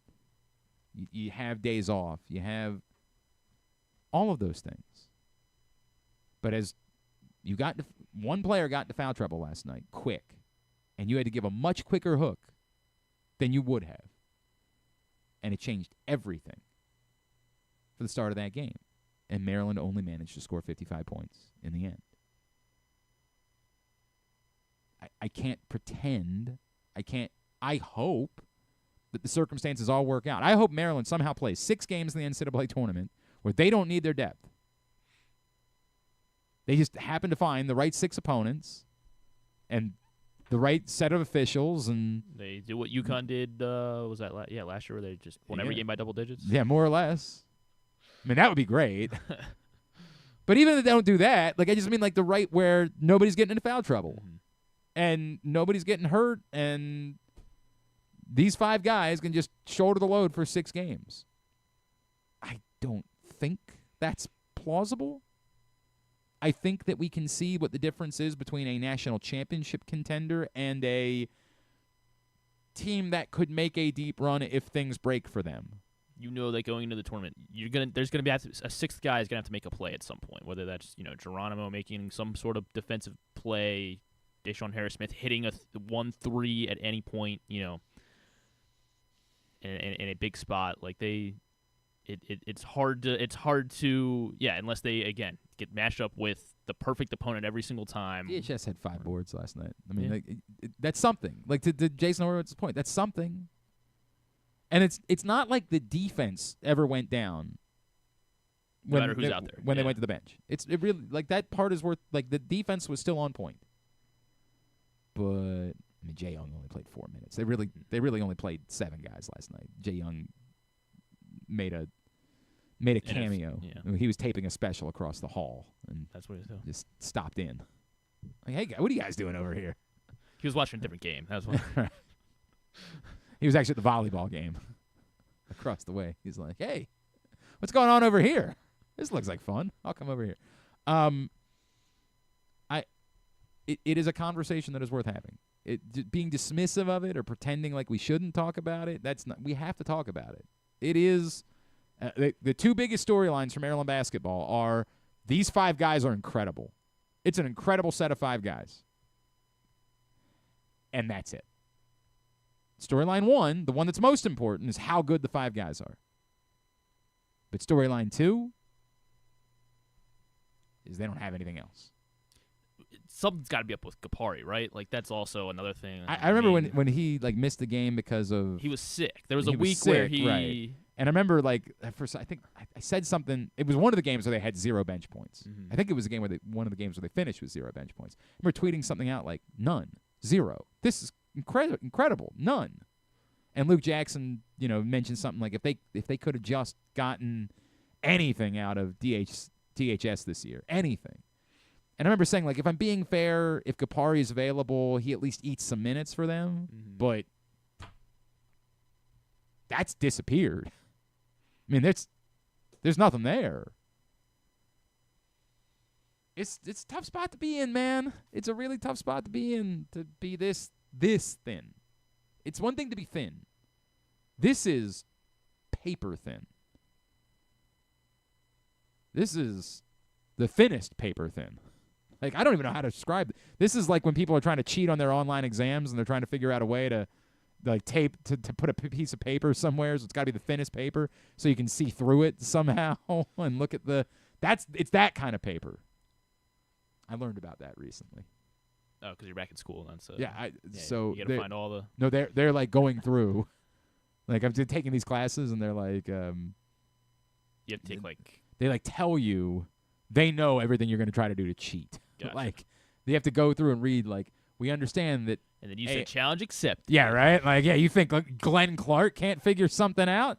You think I don't have the ability to figure out a way to pull this off? Oh. Speaking of which, I've got an exam coming up. I'm going to need your help. Oh, boy. Okay. Is it on? I'm trying to think what my subject is. Oh, yeah? Yeah, what is your subject? Probably just writing something. Okay. You know? What do you know about theory? What like just the general concept Austin of theory. theory Yeah, not Austin theory, but I do Austin like theory. him. A-Town down. That's our guy.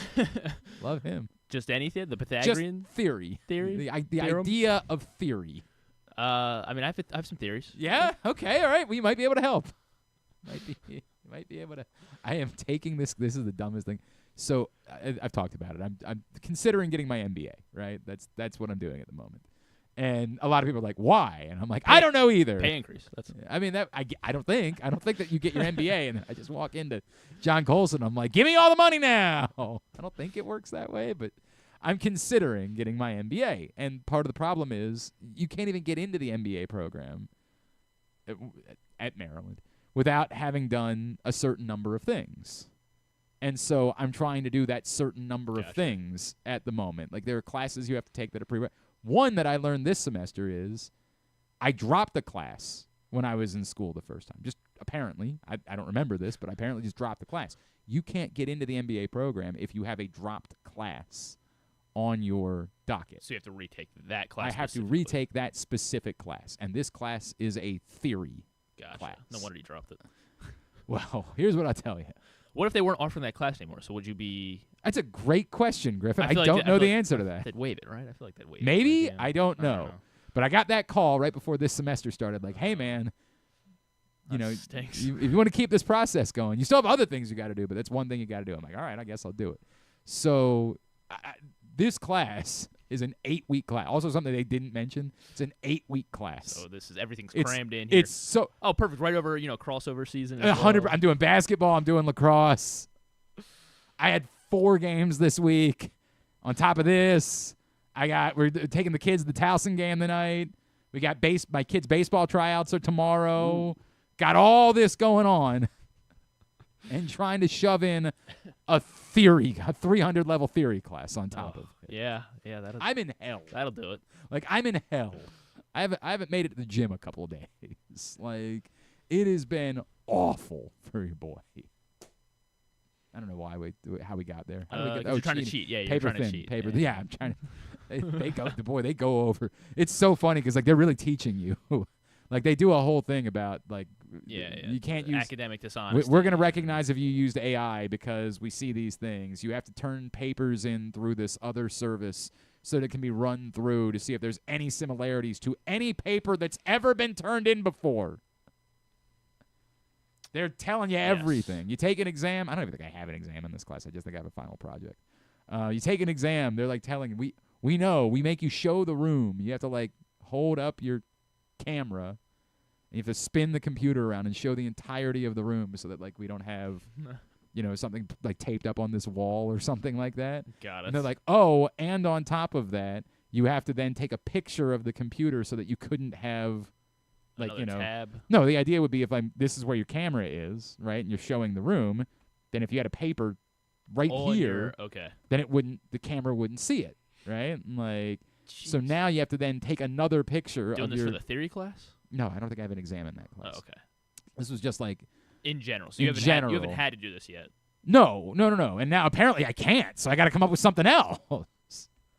What am I gonna do? Eyelids.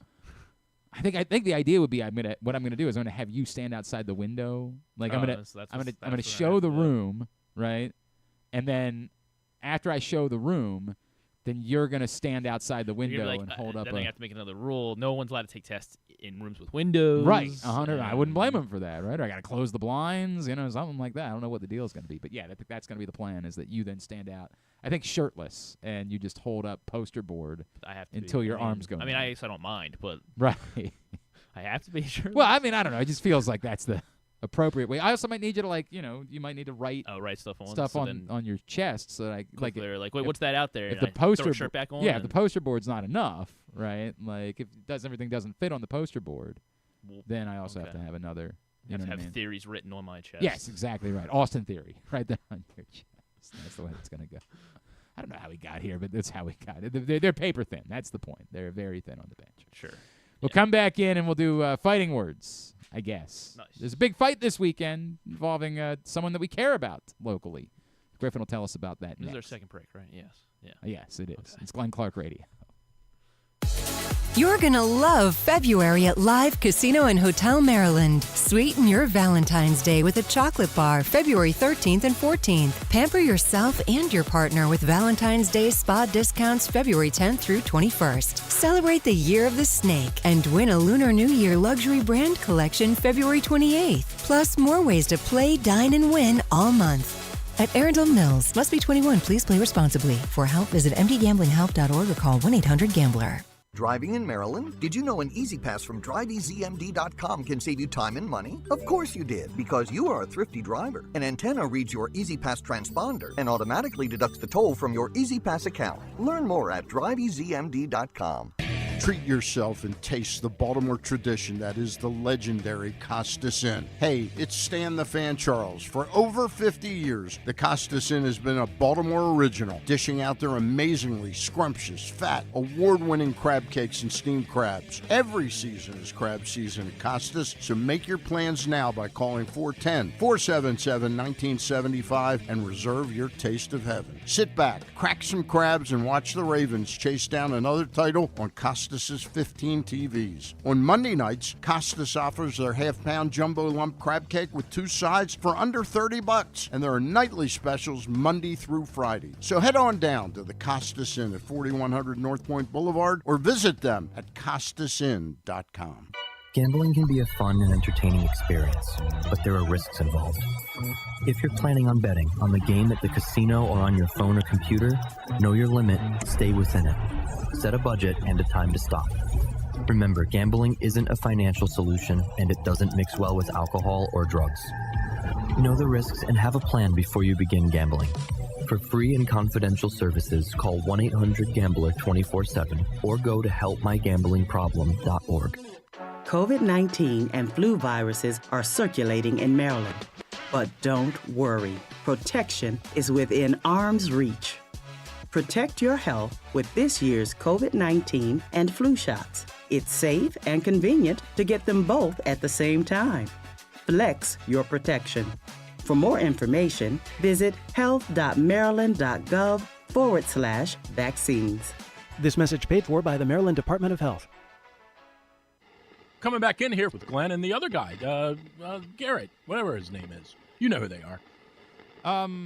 Really interesting news this morning, and I don't know what to make of it. I hadn't heard even any rumblings about this, but the Indiana Fever and Washington Mystics are going to play 2 games against each other in Baltimore this season. Wednesday, May 28th, and Sunday, September 7th. That would be that would potentially be the same as the first Sunday of the NFL, because that means that Labor Day is a Monday, is the first. So, yeah, this would be the first weekend of NFL season. So that's not great. I don't know, but we don't know. I mean, the Ravens might be. They're not going to be in the Thursday night game. It could be in Brazil. No. Who's playing in Brazil? I don't know. The Chargers, is that who they said? Is that it was? Or did they already say it's going to be Chargers Chiefs? No, I don't know. Yeah, I don't know. I can't remember either. All right, hold on. But that's not that part of it. Not ideal. Not ideal that it's the same Sunday as the NFL opener. Wednesday, May 28th, however, to my knowledge, not the same day as the NFL opener. But yeah, the Fever and Caitlin Clark are going to come to Baltimore twice this summer. What do you make of that? I have no idea. No earthly idea. I'm going to guess the Mystics are going to try to make it seem like the Monumental people will talk about how they're trying to court the Baltimore market. Like, they want you to know how much they care about the Baltimore market. But to give up to, like, Monumental owns the arena. Are they doing I know they're redoing the big arena in DC. Like they're going to throw a ton of money into it, but I don't know if is that starting this summer? Is that the reason why? What's that place called? The Capital One Arena. Capital One. Let me just take a look and see if like they're not doing any events this summer, because they have events scheduled. I am into April. Obviously, they would need to keep because of the playoffs. That's the other part. Like if the Capitals make a run to the Stanley Cup Finals, that could go through to June. Right. Yeah. So there's. So I guess they'd have to hold off. Yeah, they wouldn't be able to start anything until they couldn't plan to start anything. And I get it; they would want to plan to start as soon if they're doing it this summer. They want to plan. To be fair, the last thing they have on the schedule is the last Capitals regular season game on April 13th. They don't have anything else. So it does appear as though that's part of the factor, is that they are trying to get going with renovations at Capital One Arena. Remember, they were going to move to Virginia. The Virginia folks were like, "Nah, we're good." These the renditions, the models here, they do look pretty cool. They look cool. Yeah, sure, they look cool. This is wild, man. Like how that works out, and that might just be the end of the answer. Like they wanted to play the games in a bigger building. But the bigger buildings that they want to, and that's what there's apparently NBC, as the Mystics said, the Washington Mystics announced today multiple home games will be relocated to Eagle Bank Arena and CFG Bank Arena for the 2025 WNBA season. The July 10th game against the Aces will go to Fairfax, and the 2 games against the Fever go to Baltimore. The Mystics' annual Camp Day game against the Sky. See, that's the one that like drives you nuts, right? Like all due respect. So what they've figured out is Baltimore building's bigger than the Fairfax building, so that's why we're going to take the Caitlin Clark games and put them in Baltimore. But we would say, hey, maybe the Angel Reese game would be the one we'd like to have in Baltimore. Now, undoubtedly, what comes out of this is Caitlin Clark's never played in Baltimore before. So this will be the first opportunity for... I'm sure there have been plenty of fans that have gone down to either College Park when Iowa's come or to D.C. last year. But for a larger group of, like, people in Hartford, Cecil County, maybe out further towards Western Maryland to say, hey, this is a chance for us to come see Caitlin Clark. And they got a new market for it. My first thought is, why wouldn't you just try to move the game to College Park? Like, it's about the same size building, and it's closer geographically to your team. Wouldn't that make more sense? But they're deciding. I guess that just basically is their way of saying that whenever the seasons end, we're starting renovations. But it also feels a lot like they're saying, we don't think the Capitals are going to be playing into June. Right. Like, because it's May 28th. Like, or they're just going to have to, hit it into hyperdrive and that's what they're going to June, July, and August. But it's the idea that they're announcing now right, that they're not going to play a May game. And they're not going to be doing, like, major renovations this summer, right? I'm guessing. I'm guessing the fact that they're not doing events would suggest they are doing pretty major renovations. I mean, yeah, but I mean, I guess like looking at like the mocks of what they have, what they want to make it look like. It looks like that would be something that is going to take not a full year, but they have not suggested that these teams are going to play anywhere else. Like they have suggested the renovations are going to happen in between seasons. All right, then I guess they would. I'm trying to figure out what they haven't decided when they. Here are the phases. Phase one. I don't care this much about that. I don't care this much about the DC. I have the full phases. Ultimately, what it means is Caitlin Clark and the Indiana final Fever. Phase is scheduled for summer 2027. Okay. So they have a 6-phase layout here. Good for them. I hope it's great. My point would be, the cool part is 2 WNBA games in Baltimore, and Caitlin Clark's involved with both of them. So there should be great crowds, should be great nights or afternoons for local tourism. This is a win for Baltimore and for the arena. They'll try to, like, the Washington folks might be like, and maybe it could also help drive a little more interest in the Mystics. My guess is probably not. I don't think they're going to accomplish that part of it. A hard press to believe that that's going to be the case. Maybe a couple of people. Maybe there's somebody goes their first ever WNBA game because of Caitlin Clark, then says, I'd like to go to more WNBA games, and the Mystics just happen to be definitively the closest. There's no team in Philadelphia, so even if you're in Baltimore or Harford County, this is definitively the closest WNBA team. So maybe that can drive something. Wish one of them was a Chicago game. Really would have been nice for that to have been the case, but such is life. And you get to Caitlin Clark games and get to the point, I don't know that the Chicago Sky fill the CFG Bank Arena. I'm pretty sure that the Mystics will. Or the Fever will. So, in the end, just cool. That's all I can say. It's cool. It's nothing more than that. It's something that's coming up simply because of construction. It's not like a long-term commitment from the D.C. people, the Monumental people, to say we're going to do more things in Baltimore. It's a kind of a one-off. We need a bigger building. Maybe they explored doing it in College Park, and like the University of Maryland said no. It seems odd. Like, why wouldn't they want that? But might be a staffing problem they have once school ends, where like we just can't do events in the building over the summer because we don't have the staff available to do it, which would make some sense. So, good news. They get two cool dates, 2 big events in Baltimore this year. Love it. Thumbs up all around. That's a win. But that's about the end. Again, that's about the end of it. There's not really a bigger takeaway there. I remember years ago, I think Sheila Dixon maybe, when she was mayor, like was really trying to push for the idea of Baltimore pursuing a WNBA team. Remember there was one point where like there was a real conversation about trying to get a G League team in the new building at Towson, when they were going through that process of like how do we justify back 10 years ago? Like how do we justify the amount of money that we're spending to open this building with only a certain number of dates.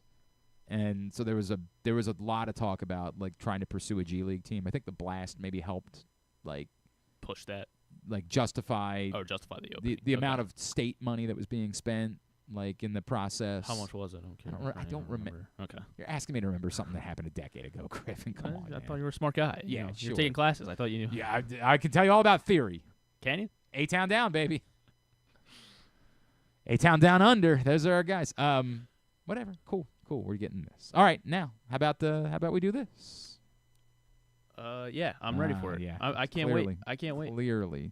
Let's do where there it is. Mm-hmm. It's Fighting Words with Griffin Bass. Fighting Words brought to you by the CIAA tournament. Speaking of cool events, Baltimore welcoming the excitement of the Food Line CIAA men's and women's basketball tournament to the aforementioned CFG Bank Arena. Started on Tuesday. You got games today, 4 more games today, and it runs through Saturday, March 1st, with a couple of championship games on Saturday. Get your tickets now over at Ticketmaster.com. Again, Ticketmaster.com for your tickets to the Food Line CIAA men's and women's basketball tournament at CFG Bank Arena from February 25th. Started on Tuesday, runs through Saturday the 1st. What you got? Big fight. Big fight. Yes, that's right. Gervonta Tank Davis is in action this week. Or sorry, were you talking about Elimination Chamber? No. Okay. All right. But yeah, Tank will be in action in New York and Brooklyn, I think, on Saturday night at Prime Video, Amazon Prime Video pay-per-view. If anybody wants to check it out, but yeah, he'll be taking on Lamont Roach. And he is a pretty healthy favorite here with Tank. Obviously, so last weekend, Shakur Stevenson did hold up his end of the bargain and won. I mean, he was expected to win, but he dominated Padley. Pretty dominant. This is, again, the guy took the fight on like 5 days' notice. He outstriked him 3-1 until finally getting a stoppage in the 9th round for Shakur Stevenson. 3 knockdowns all in round 9. And then his corner eventually threw the towel in. So I mean, and then Shakur did what he had to do. He called out Tank. It was kind of I don't know. It wasn't the strongest call out, I guess, because he didn't really do it like in the ring. It was like a little interview, like right after the I guess because it wasn't the main event, so maybe they had to keep things moving quickly. I'm not sure, but I did pull that. It's like 20 seconds if we want to hear Shakur call out. Fine, Tank Davis. go for it. What are we doing? Go right ahead. Why not? I want the biggest fight in boxing. Javante Tank Davis, let's do it, bro. Well, Shakur Stevenson, that could have been a tricky night with everything that's happened during the week, but you must be delighted with how you got through that. Yeah, for sure. Once I'm in my rhythm, nobody can stop me. My offense, my defense, I'm very sharp. What next for you now? I want the biggest fight in boxing. Javante Tank Davis, let's do it, bro. Come on. Send him a message on Sky Sports for us. I'm the best fighter in the world. Sky Sports Boxing, thank you for that. Yeah. So obviously Tank continues to suggest that he's going to retire. Tank tweeted LOL right after that, but for what it's worth. I will always assume that if it's a fight you want, it's a fight you're not going to get. Like that's how boxing works. But yeah, I mean, we'll see what happens next after this. I'm not sure what should. I mean, Tank's obviously gotta have to get through Saturday first. But you know, Lamont Roach, the line speaks for itself. I think the expected walkout around 11:30, 11 or 11:30 is about when this one should start. Maybe it'll end up being later. Like the boxing cards always run long supposed to be here. up early Sunday morning. Oh, well, maybe you can watch it. Might not happen after. Watch it later. But you know, I think I expect it to be kind of how Tank fights typically go. It's going to be it's going to look close, at least in the early rounds, until Tank is settling in, and then I'm almost sure that he'll eventually overwhelm Roach. And knockout is -470. I like Tank in rounds 7 through 12 to get to get the stoppage. That's -125 if you want any sort of betting lean. I like Tank late, rounds 7 through 12. To get the job done. Nothing else really too notable on that card. Since the headliner on Saturday in Saudi Arabia, as Bivol defeated Beterbiev by majority decision, so that sets up a likely trilogy fight between those two. As Beterbiev took his first career loss in that one. So those are the big boxing storylines right now. But yeah, Tank in action, so that is always fun, and we'll see what he says afterwards, depending what happens. But we're going to see what Tank says afterwards. It's always the problem in boxing, right? Like you're trying to push a fight, and all that anybody wants to talk about is what's next. What other fight could there be? Right. Like it's just so rare that you actually have a fight where people want to talk about like that fight. Like that. It's not saying it's never happened, but like it's just so rare that like the attention is actually on the fight that you're promoting and not, hey, what other fight could you be having right now? Yeah. So the sport, that's tough. UFC Seattle was pretty great. If anybody tuned in, it was great for about 95% of the card until maybe even 99% of the card until the very end when there was an eye poke so it was Henry Cejudo and Song Yadong. And Song Yadong poked Henry in the eye in the final minutes of the third round. So it was supposed to be 5 rounds. Final minute of the third round. Henry, a veteran guy, he took you get 5 minutes to kind of blink your eye out. If that's same for like a low blow if you get kicked in the nuts or something. So you get 5 minutes by rule. So he ate up all 5 minutes.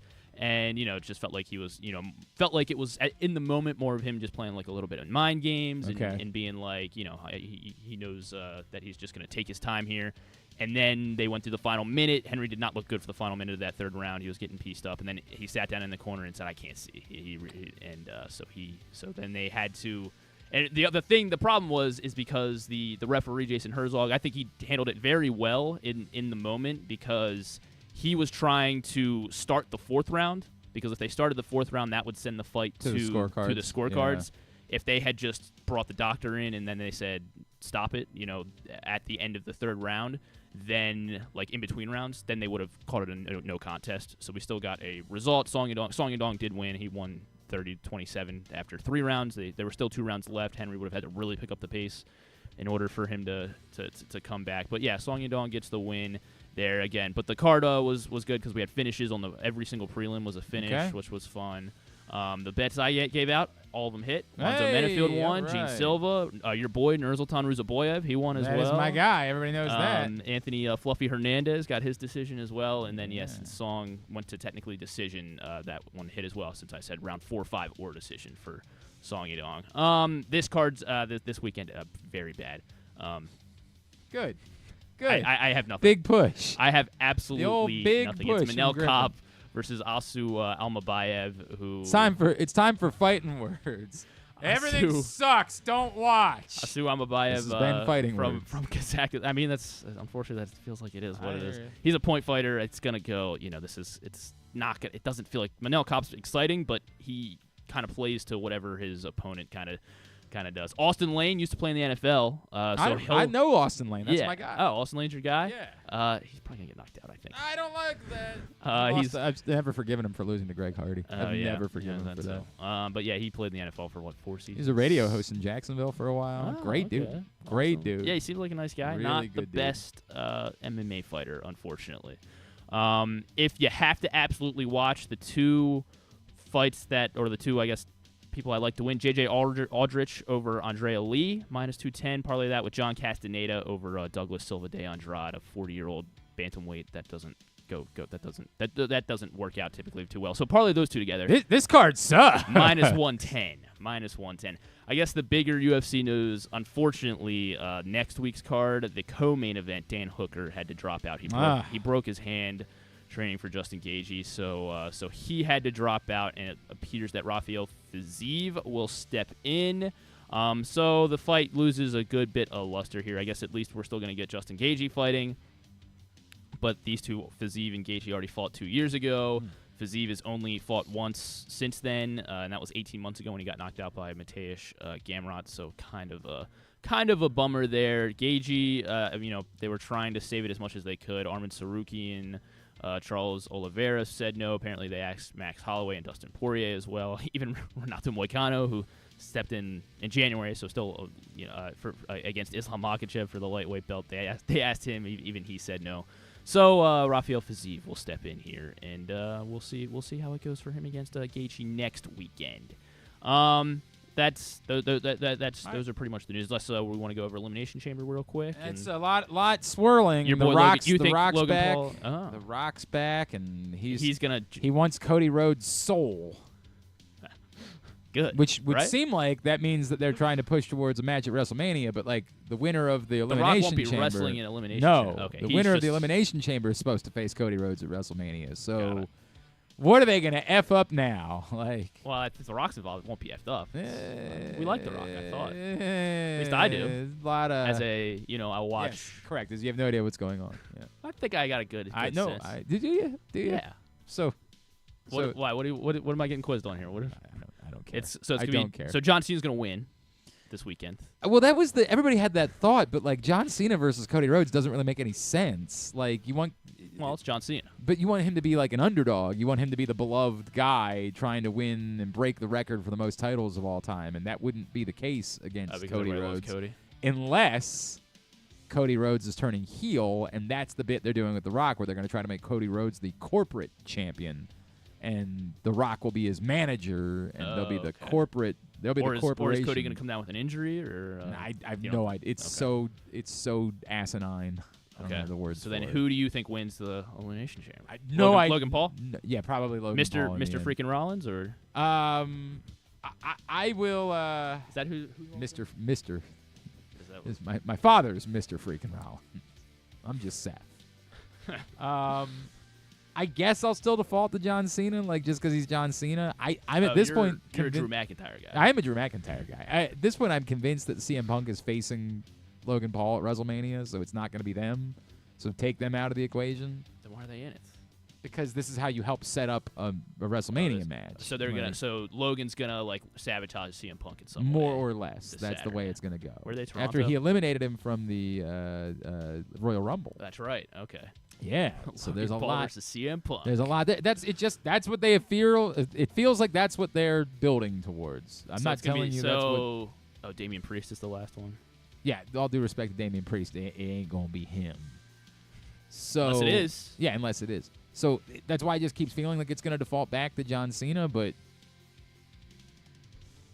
or The Rock's gonna take somebody out of the man. match. He's The Rock, so he's gonna take Damian Priest before the match starts and throw him out and take his spot, and then he's gonna win so he can face Cody Rhodes. He's the boss. That's the way. He's the final boss. He's the final boss. Sorry, not sure the boss. That's what they should do. They should have the boss versus the final boss. What? So Bruce Springsteen against The Rock at WrestleMania? That's what you're saying? That'd be something. Tony Danza, Bruce Springsteen, The Rock for the right to be the boss. I don't know. I guess it's the most excited we've been during this segment. So is it? Get good for the WWE. Yikes. There you go. That's fighting words. When we come back in, we'll get a tidbit. We'll get two-bit or wind things down for a Thursday edition of GCR. Yes. Treat yourself and taste the Baltimore tradition that is the legendary Costas Inn. Hey, it's Stan the Fan Charles. For over 50 years, the Costas Inn has been a Baltimore original, dishing out their amazingly scrumptious, fat, award-winning crab cakes and steamed crabs. Every season is crab season at Costas, so make your plans now by calling 410-477-1975 and reserve your taste of heaven. Sit back, crack some crabs, and watch the Ravens chase down another title on Costas' 15 TVs. On Monday nights, Costas offers their half-pound jumbo lump crab cake with 2 sides for under $30, and there are nightly specials Monday through Friday. So head on down to the Costas Inn at 4100 North Point Boulevard or visit them at CostasInn.com. Make the most out of every day in your Toyota RAV4. Available in hybrid or gas-only models. A RAV4 can get you where you want to go in style. Check out buyatoyota.com for deals on new RAV4s from your local Toyota dealer today. The votes were all counted, and the results are official. Royal Farms was named #1 for food in the USA Today 10 Best poll, receiving more votes than any other convenience store chain in America. The next time you want to get some good food fast, doesn't it make sense to go to Royal Farms? Voted best in the USA and home of world-famous chicken. Real fresh, real fast, Royal Farms. The latest edition of Press Box is available now. On the cover, Glenn Clark and I sit down for a Q&A with Orioles owner David Rubenstein, discussing what he learned from his first year as owner, his goals both on and off the field, and his involvement in baseball decisions. Also inside, Brooks DeBose profiles new Oriole Tyler O'Neill, and we meet college lacrosse players from around the state. Press Box is available for free at over 500 locations throughout the region, including 60 Royal Farms stores. Or you can read the entire issue online at PressBoxOnline.com, where you can also find great betting advice and the best daily coverage of the O's, Ravens, and Terps. Need a trophy or award that's as unique as the achievement? Look no further than Crown Trophy. With locations in Owings Mills and Gaithersburg, they specialize in custom trophies, plaques, and medals for any occasion. From sports and academic awards to employee recognition and corporate gifts, visit crowntrophy.com today and let them help you create a lasting memory for your school, team, or business. Crown Trophy is a proud supporter of the Maryland Public Secondary Schools Athletic Association. crowntrophy.com. One of the things that's definitely wrong with this country is that this dude still has a job somehow, some way. Glenn Clark. All right, it's winding down. Did you see that Jordan Schultz and Ian Rappaport got into a fight at the Combine? They got into a fight? Well, I don't know if it got physical. So was this about the Stafford thing, or was this apparently? This was okay. So this was about the Stafford thing. Apparently, that's this Tom Brady apparently met with Matt Stafford, Jordan Schultz. If you really think Tom Brady and Matthew Stafford just happened to run into each other at a ski resort in Montana, of all places, at the exact same time, I've got a bridge to sell you. They were together over the weekend. It happened. Multiple teams are interested in Stafford, and Brady has been leading the charge to get him to the Raiders if the Rams decide to trade him. That's what Rappaport said? That's what Jordan Schultz said. Oh, that's what Schultz said. Okay. Schultz was reporting that they met. They ran into each other at a... And then Rappaport said it was false? Is that what? I don't know what I genuinely have no idea. I thought they said that something came out or Brady's agent came out and said this is unequivocally untrue. Unfortunately, he was like, I know this would be a fun story, but this is untrue or something. That's what I. For God's sakes! I mean, this is just so. Tom Brady. Montana. Let's see here. Tom Pellicero says, reach for comment about an internet rumor that Tom Brady hosted Matthew Stafford on a cruising visit in Montana. Brady's longtime agent Don Yee told me I know that reporters sometimes make mistakes in their haste, but this story's inaccurate. And then Ian Rappaport retweeted it and said, Tom Brady and Matthew Stafford, like many other high-profile people, both own houses in the same ski community. That's all Rappaport said? Rappaport started with, this started with Ian Rappaport saying, Raiders minority owner Tom Brady and Rams quarterback Matthew Stafford ran into each other at a ski resort in Montana, sources say. The meeting, unplanned, was not extensive or in-depth and did not include Brady hosting or recruiting Stafford, despite reports saying otherwise. Gotcha, because Schultz said that he hosted him. Imagine caring. Imagine being this worked up about Gonna get settled at WrestleMania. Correct. Imagine. And apparently it had to be separated by NFL security. What? Nuh-uh. That's what it at said? a Starbucks at the No. JW Marriott. This is not true. That can't be true. That's what that's apparently what happened. Rappaport and That's Schultz. apparently what happened. You know the irony of that, right? No, Do you know who Jordan Schultz is? I guess he must be the son of somebody. Howard Schultz, who, of course. Don't think I know. You don't know I'm not Howard? familiar with You don't know Schultz's game. You don't. Oh, one of them. He's a wrestler? No, it's extraordinarily ironic. Howard Schultz is Starbucks. Oh, okay. And they got into it at a Starbucks. Got it. I did. That's the irony there. So that's why. Because Schultz is a nepo baby almost. That's what. I mean, I guess that's what you would call. Apparently you're not allowed to say that anymore. You're not supposed to say nepo. Oh yeah, people get very, very offended. Why? Because they're not, or because they are? Is that why? I think like because then you're discrediting them before Okay. they prove whether or not Schultz has obviously been very successful. Like I don't think. Yeah, but I mean, somebody would say, was he able to be successful because of a talent, or was he able to be successful because verbal altercation? His Pro Football his Talk. father. I don't know. I have no negative feelings towards Jordan Schultz. He's right. Yeah. decent enough guy, I guess. I don't know of him making up stories. Like I have nothing negative to say about either one of these fellers. I'm very neutral towards them. Rappaport. But yes, like a lot of people just, in fairness, like I remember Rita and I, like we agree, we don't love, like we both get the ick whenever we think about nepotism. And I was trying to say, I think last year when they announced that Noah Eagle was going to do the Olympics, I think we brought it up on the show, and she was like, right, but we don't like that. And I was like, well, Noah Eagle's actually really good. Right. Like, yes, and both things are true. I hate saying, if Noah Eagle wasn't Noah Eagle, he would not be getting the opportunities that he's getting at the age that he's getting them. This is not a knock on Noah Eagle. It's just the way the business works. Noah Eagle would not be getting these chances to do these major high-profile events if he wasn't Noah Eagle. If his name was Noah Feldstein, he would not be getting these chances no matter how talented he is. But he is also very talented. I'm not trying to dump on someone, but there's a difference between someone getting these opportunities and exceeding and someone who didn't deserve those opportunities, maybe say someone who's employed by NBC, maybe say someone whose father was a football player and does Sunday Night Football work, and with all due respect, that person not being good enough. And I'm not... Problems with Chris Sims? Yes, Chris Sims is exactly the one that I'm talking about. Phil Sims doesn't do That's right, doesn't Sunday Night Football. But other than that, somebody else. Who, again, seems like a nice enough fella. Tony Dungy's dad. Yeah, no. Keep working. Keep working through it. I think you'll get there anyway. Seems like a nice enough fella, but was not good enough for the opportunities that he was given. Who's Maria Taylor's dad? Yeah, right. You got to keep thinking about that, right?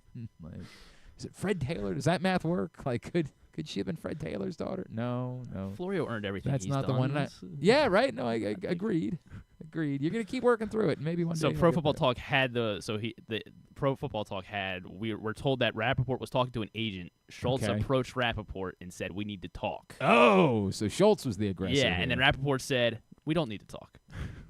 Schultz. This is so. I can't believe that they're doing reporting about it. This is Schultz so stupid. then made accusations about Rappaport. We're told regards the accusations as unfounded, and the two men were essentially face to face. If you have anything to say, Schultz said, if you have anything to say to me, say it to my effing face. This is so dumb. This is so dumb. If this continues, we're going to have an effing problem. Is what Schultz said to Rappaport at a Starbucks. They all seem like nice enough in fellas. Indy, I guess. They all, at the JW Marriott. If this happens again, we're going to have an effing problem. Hell Schultz. yeah. So apparently Schultz. Yeah, it sounds like Schultz was the was the aggressor. The in aggressor. This situation. Yeah. Just trying to get. I've just trying to give your family money, man. All these guys are trying to do is help make your family more wealthy. Rappaport declined to comment on the situation. Schultz. Yeah. God, that's stupid. You want to say something? No. Schultz told PFT via text message, "It really isn't anything too much. Rappaport and I had a verbal confrontation. It lasted a little over a minute. Multiple agents and reporters were nearby." Jordan Schultz is like giving a comment. Rappaport was the one who called security shortly after, but it never escalated further. So he's trying to say Rappaport chickened out. All right. Let's get a tidbit. Okay. Are we sure? It's Oh, there just might be so more. dumb. It's just so dumb. Should we start vetting? Yeah, right? Well, I used to, this used to be a thing that we would do, Drew and I, when we were bored, covering something. This is a straight shoot. When we were bored, we would go try to start a fight with somebody. One day, we were covering a Ravens stadium practice, and there's just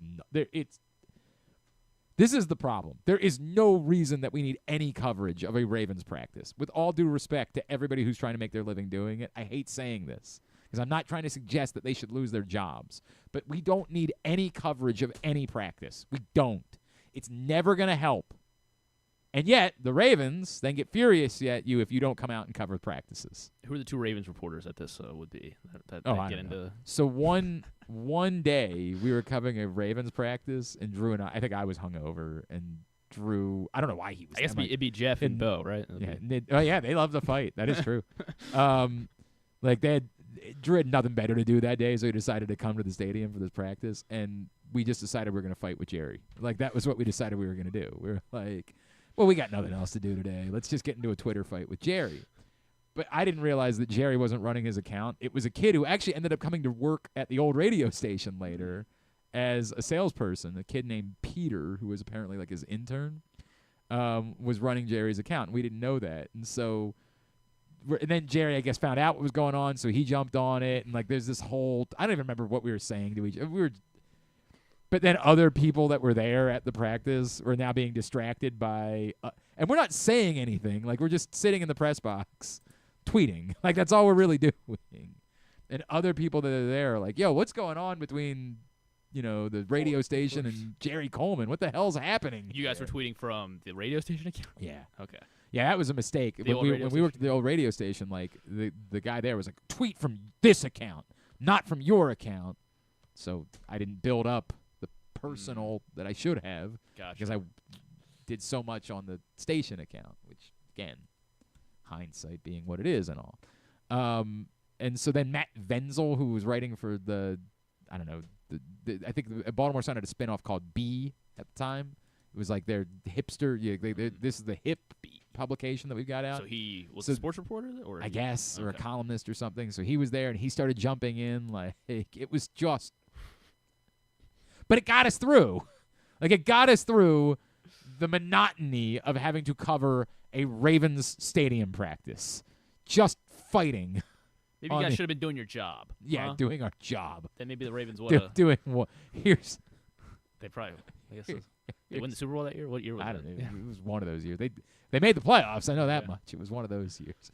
Doing our job. Here's how Kyle Bowler looked today, and Troy Smith. This was a long time. I mean, this was this was somewhere in the early Harbaugh years. I don't know. No, Flacco was there. Flacco? Okay. Yeah, but here's Troy Smith was really humping the ball today. What the hell? Who gives a flying F? I do. Yeah, you got a problem. Get help.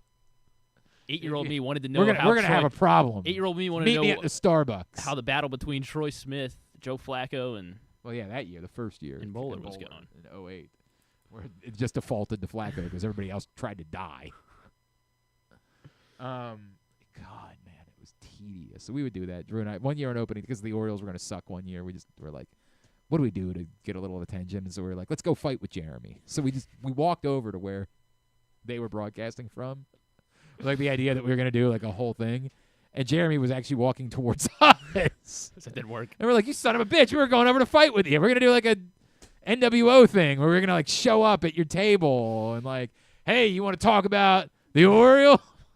I bet they win 68 games. Yeah. God, that was we just had nothing. We needed to do something. We had 4 hours to do every day. We needed to do something.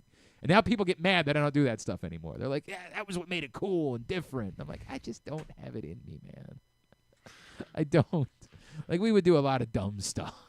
We'd fight with Cunningham where we could. We still do that. Yeah, well, kind of. We did make fun of him, but we don't. Actually, he never really was in on it. Like, you wise guys. Like, that was all we'd ever get back from him. Yeah, what are you wise guys doing? We couldn't get any actual. Coleman was one. He would actually go back and forth with us. Obviously, one went south really quick. Ended up getting sued. What? Yeah. That was the end of that.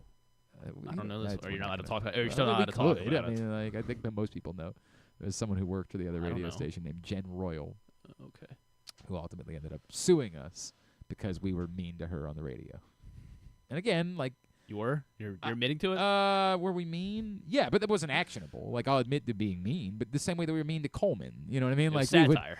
Like, that's the thing. That's your defense. So. That's just what we do. Like, we weren't uniquely mean to her. We were mean to everybody because what we're going to do, talk about Ty Wigginton? Yes, all-star. Yeah. There you go. That's what we got. Felix PA conversation on a Tuesday morning. We had nothing to do. So we fought. That's what we did. And so it went well for most of them. Most of them, everybody understood. And it was what it was. And we could fight and everything would be good. We fought with Cunningham. I'm trying to think of who else we fought with.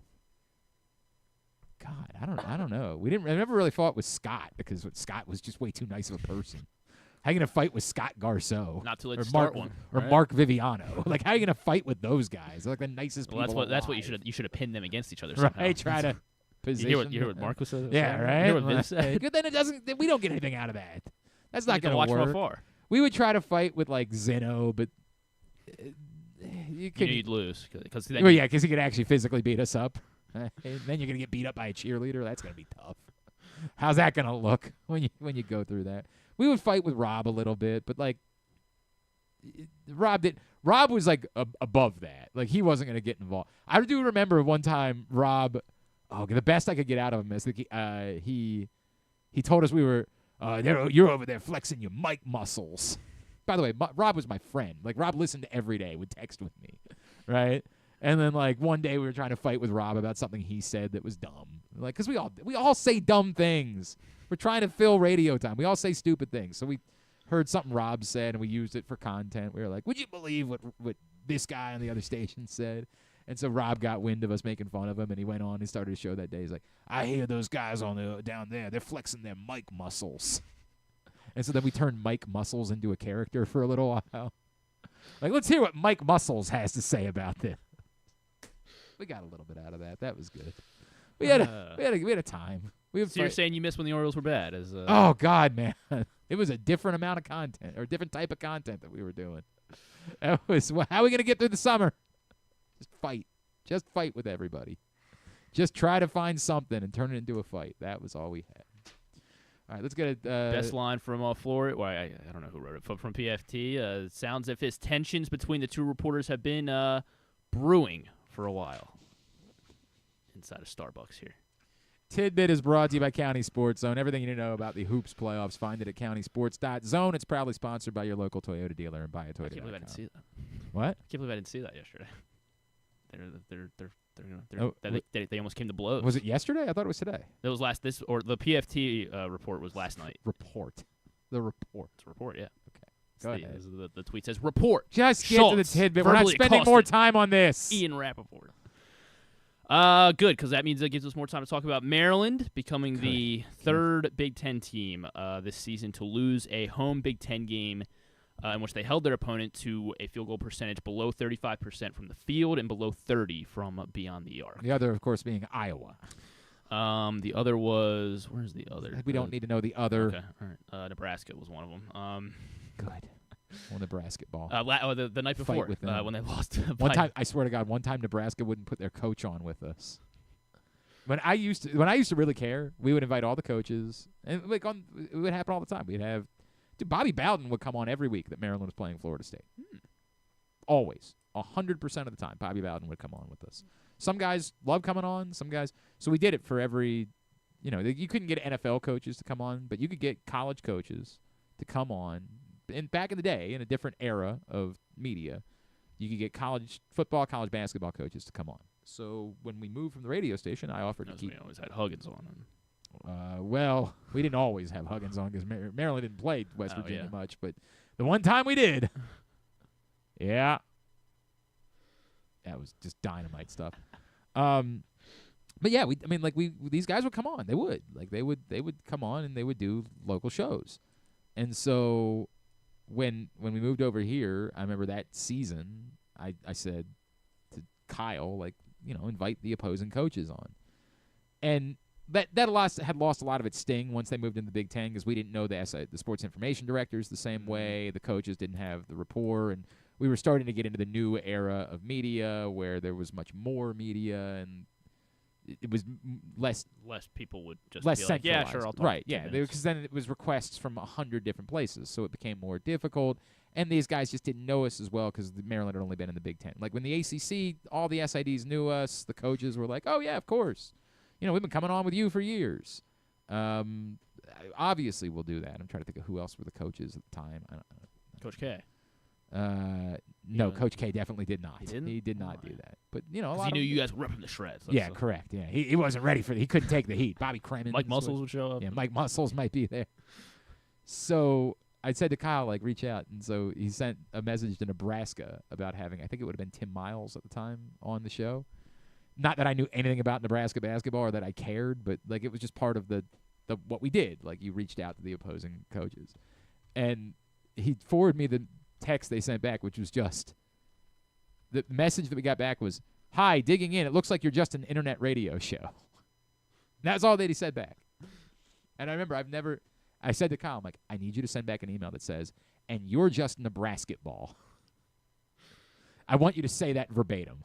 Send a message back to him that says, "Yes, and you're just Nebraska ball." And Kyle wouldn't do it. Which is crazy because of all the producers I've ever had, Kyle is the most likely to be like, "Hell yeah, let's fight. Let's do it." But I just didn't know how to convey, are you out of you're telling us we're too small?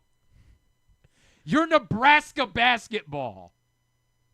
No one on the planet gives a flying F. I had good crowds this season, I guess. Give them that. Yeah, for a bad team, though. Yeah, right. Go ahead. Nebraska was one of them. Do you want to guess the other, I guess? No, I don't. It was Oregon. They lost to Purdue at home. Great. Good for them. I'm trying to figure out who the coach was at the time. 12:30. I guess it was Tim Miles then. Good. So we hate Tim Miles? No, we don't. I don't think he ever got the word.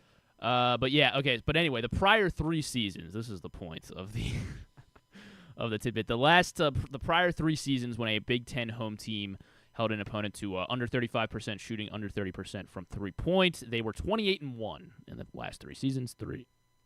Sorry, right. Maryland losing last night became the third to do that and lose at home. So yeah, disappointing. Last 5 seasons combined 62 and 3. Sorry, before this season, 62 and 3. Big Ten home teams when holding teams below those marks. Cool. Thanks for the reminder. And then Brian Powell wanted me to make sure I share this one as well, that there have been, this comes from Troy McKeer from Field of 68. There have been 5 buzzer beaters in the entire history of Duke versus North Carolina, that matchup. Mm-hmm. Michigan State has beaten Maryland with a buzzer beater 3 times since 2010 alone. Cassius Winston and Corey Lucius. Yeah. So, and now thanks. Good old Trey Holloman. Thanks. And then since do we want to do longest or most WWE reigns since we were talking about John Cena? Yeah. There's not many good tidbits this Jesus week. Jesus Christ. So we're talking about John Cena. I got it's Ric 10. Flair. Yeah, he's tied with Ric Flair. 16 title reigns. There are 10 guys that have had 10 title reigns in WWE history. Triple H. Yep, Triple H would be tied for 3rd with 14. The Rock. The Rock is on the list, yeah. 10 for The Rock. Tied with... How many are there, you said? 10 guys with 10 title reigns. Randy Orton. Yes, Randy Orton is tied with Triple H, so you got the top 4. How many others? 6. So there's 10 total. Yeah, 10 total. Hulk Hogan. Hulk Hogan has 12. 5th. This is good, actually. This is good. This is actually a decent. I mean, it's stupid, but it's a good trivia. Yuck.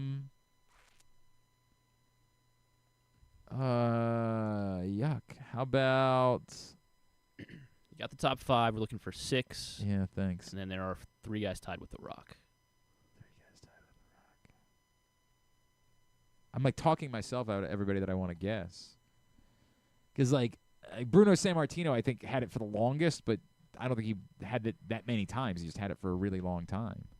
Not Bruno. Shawn Michaels walked away from WWE. And what do they count as a WWE title? Do they count the WCW title in that? Do they count? Yes, they are. Okay, so that makes it interesting. Goldberg. No Goldberg. Sting? Sting, yes. With his WCW titles, he has 10.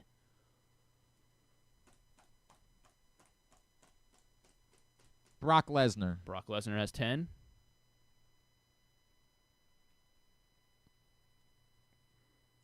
I don't think Roman Reigns. Not Roman I didn't think he was at 10. God,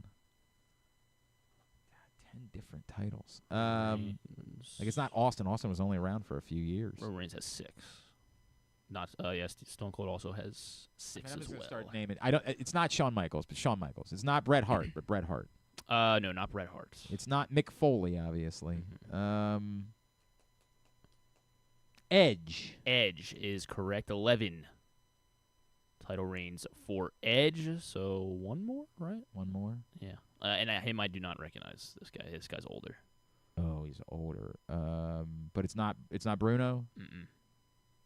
Bob Backlund, Lou Thez, No, Vern Gagne. Vern Gagne. 10 as well for Vern Gagne. All right. AWA. That was an interesting list. That was an interesting list. That was better than the one yesterday. Then? Yes, definitely better Guessing than one yesterday. Guys that broke out of the Never Made the Tournament Club. Man, that was definitely better than that. All right, we got to get tubular. We're so late. Tubular. Have you ever thought of taking a cruise to these wonderful destinations with sunny skies and beautiful beaches? Well, wait no longer. We're ready for you to cruise from the Cruise Maryland Terminal. Have a little phrase that you can go from baggage to margarita in about 15 minutes. Choose fun with an array of destinations, onboard activities, entertainment, and world-class cuisine. Contact your travel agent and book your cruise today. Let your adventure begin. Oh, God, I forgot about that. And Andrew just reminded me that after the Mike Muscles thing, whenever I would post on the website, my sign-off would be flexing my Mike Muscles since 2005 or whatever year I started in radio or something like that. God, we really did. We did everything we could to try to get attention, man. It was a time. It was a time. We had fun. All right, here's what's coming up tonight, totally tubular-wise. The big one, of course, Towson tries to clinch the outright CAA regular season title against William and Mary. It's on MeTV, which is the digital subchannel of Channel 11. I don't know who gets that and who doesn't. I have no idea how that works. It's also on Flow Sports, unfortunately. So just go. Just come join the family and I tonight for the Towson game against William and Mary at 7 o'clock. Peacock for Maryland and Indiana women at 7 o'clock. CIAA tournament right now, Claflin and Virginia Union on the women's side. Men's, Johnson C. Smith and Bluefield State at 2. Women's, Bowie State and Livingstone at 6. And then men's, Lincoln and Claflin at 8. Albany and UMBC tonight at 6 on ESPN Plus as well. No broadcast, so again, you're stuck watching Twitter for Easton Lucas and Grayson Rodriguez as the Blue Jays and the Orioles get together. Big Ten Hoops, Rutgers, Michigan at 9 on Peacock. Everything else, go to GlennClarkRadio.com and find it college basketball-wise. Monumental Blues Capitals at 7, ESPN Plus and Hulu for Flyers Penguins at 7:30, TNT and True TV for Nuggets Bucks at 8, NBA TV for T-Wolves Lakers at 10:30. Why wouldn't that just be the second game of a TNT doubleheader? That's weird. Round 1 of the PGA's Cognizant Classic today at 4 o'clock. And West Ham United, Leicester at 3 on USA. Angels Cubs at 3. Braves Nationals at 6 on MLB Network. And the defensive linemen and linebackers are working out in Indianapolis as long as there's no more fights. Yeah, I guess so. 3 o'clock on NFL Network. If there's no reporters there to report it, then that's a good point. Axis for TNA Impact tonight at 8. Non-sports. Yeah, a few things. Of course, new episode of Impractical Jokers is back. 10 Hell o'clock yeah. on CBS. Yeah. It is the penultimate episode of Season 3 of The Traitors on Peacock at 9. That drops at 9 tonight. New episode of Reacher. The potential, this could be a book clubber, I guess. On Hulu, you got Devil in the Family, The Fall of Ruby Frankie. Okay. Oh, yeah, Ruby Frankie. That's a big... YouTube mom, blogger, had a bunch of followers and stuff. But she was, like, abusing her kids. She was abusing her kids pretty bad. She got sentenced to prison. So that is out on Hulu for anyone, for the Glenn Clarks of the world that are interested in that. I think we're doing Gabby Petito next. That's Got the us. next. We're finally going to talk about Scamanda next Tuesday, and then I think Gabby Petito the following week. Running Point's out on Netflix now today. That's the Kate Hudson. She owns the LA Waves. But you can't take her seriously because you've seen her titties Chet on the Hanks internet. can't take her seriously. That's right. Everybody else can. Right. And I think that's mostly it. Gabriel Iglesias and Mark Ruffalo on Fallon. Plugging the NFL Combine. Really? Yes. Them. They're very excited about watching the Bob Odenkirk's tight on ends work out. Oh, okay. Bob Odenkirk on their big tight end guys. Yeah, right. They just love it. Bob Odenkirk on Colbert. Well, it's got to be two different people in order for it to be a doesn't good work. bit. Okay. Yeah, like it's got to be two people that like wouldn't be plugging something because Bob Odenkirk presumably is plugging something. Lionel Richie and Lionel Richie. Leo. Oh, Lionel. Leo Rich and Kelly Ripa. Lionel. I can't get over you calling Lionel Richie Lionel. Like, do you just think that everybody's named Lionel because of Messi? Yes, I do. Okay, all right, fair enough. And they are. They're not. I assure you, it's Lionel Richie. Rank your Lionels. Rank. Well, the guy that was the giraffe that was the mascot for Toys R Us would be number. His name was Lionel. Yeah, it would definitely be number one. Right? I'm correct. I'm all 100%. Why did they name a giraffe lion? Lionel Toys R Us. Let me make sure I have this right. I mean, I don't have enough evidence to say you're Oh, wrong. it might be wrong. What was the name of the giraffe? Maybe I was wrong. Does that make Damn. me king of the Lionels? No. Hang on a second. I could have sworn. What was that? Jeffrey. Damn Jeffrey. it. Why Yeah, did I I think that should've known guy's that. name I was should've known it was Lionel? Because there was a train set that they made that was called the Lionel trains that they sold at Toys R Us. Oh, okay. There was a train set. So I've associated Lionel with Toys R Us because of the train set that we apparently. Yeah, there you go. They had there it is right there. I believe you. Lionel Yeah. train with Toys R Us. Oh, all right. Yeah. Got it. So I've associated Lionel with Toys R Us because course. of that. I definitely created that in my mind, though. That it was the giraffe. Well, that was an embarrassing moment. We can't post the show today, unfortunately. No one heard it live. Delete They're it. never hearing it. I can't have that get out there. Just the way that it works. Thanks today to Jason Horowitz, Lonny Baxter, and to Scotty McGregor. We'll get all of it up in the greatest hits section of the Can You Take Me Higher? tab at GlennClarkRadio.com. Tomorrow on the program, Stan's here. Hall of Famer Bobby Dandridge will join us. He's in town for the CIAA tournament. And stuff. Stuff and things. Great. Probably try to talk some Terps. I hope. That'd be great. Yeah. Well, I don't really want to today, but you know, it's what it is. All right. Thanks, everybody at PressBox, all of our great sponsors and partners, including Live Casino and Hotel, Cruise Maryland, Crown Trophy, Easy Pass, Royal Farms, CIAA Tournament, HelpMyGamblingProblem.org, Costa Sin, MSAA, Maryland Sports, your local Toyota dealer, buyatoyota.com. Thanks to Griffin at Griffin_Bass. Follow us, Twitter, Instagram, and TikTok at Glenn Clark Radio. Have a great Thursday evening. Go Towson, go UMBC, go Maryland women. Duke sucks.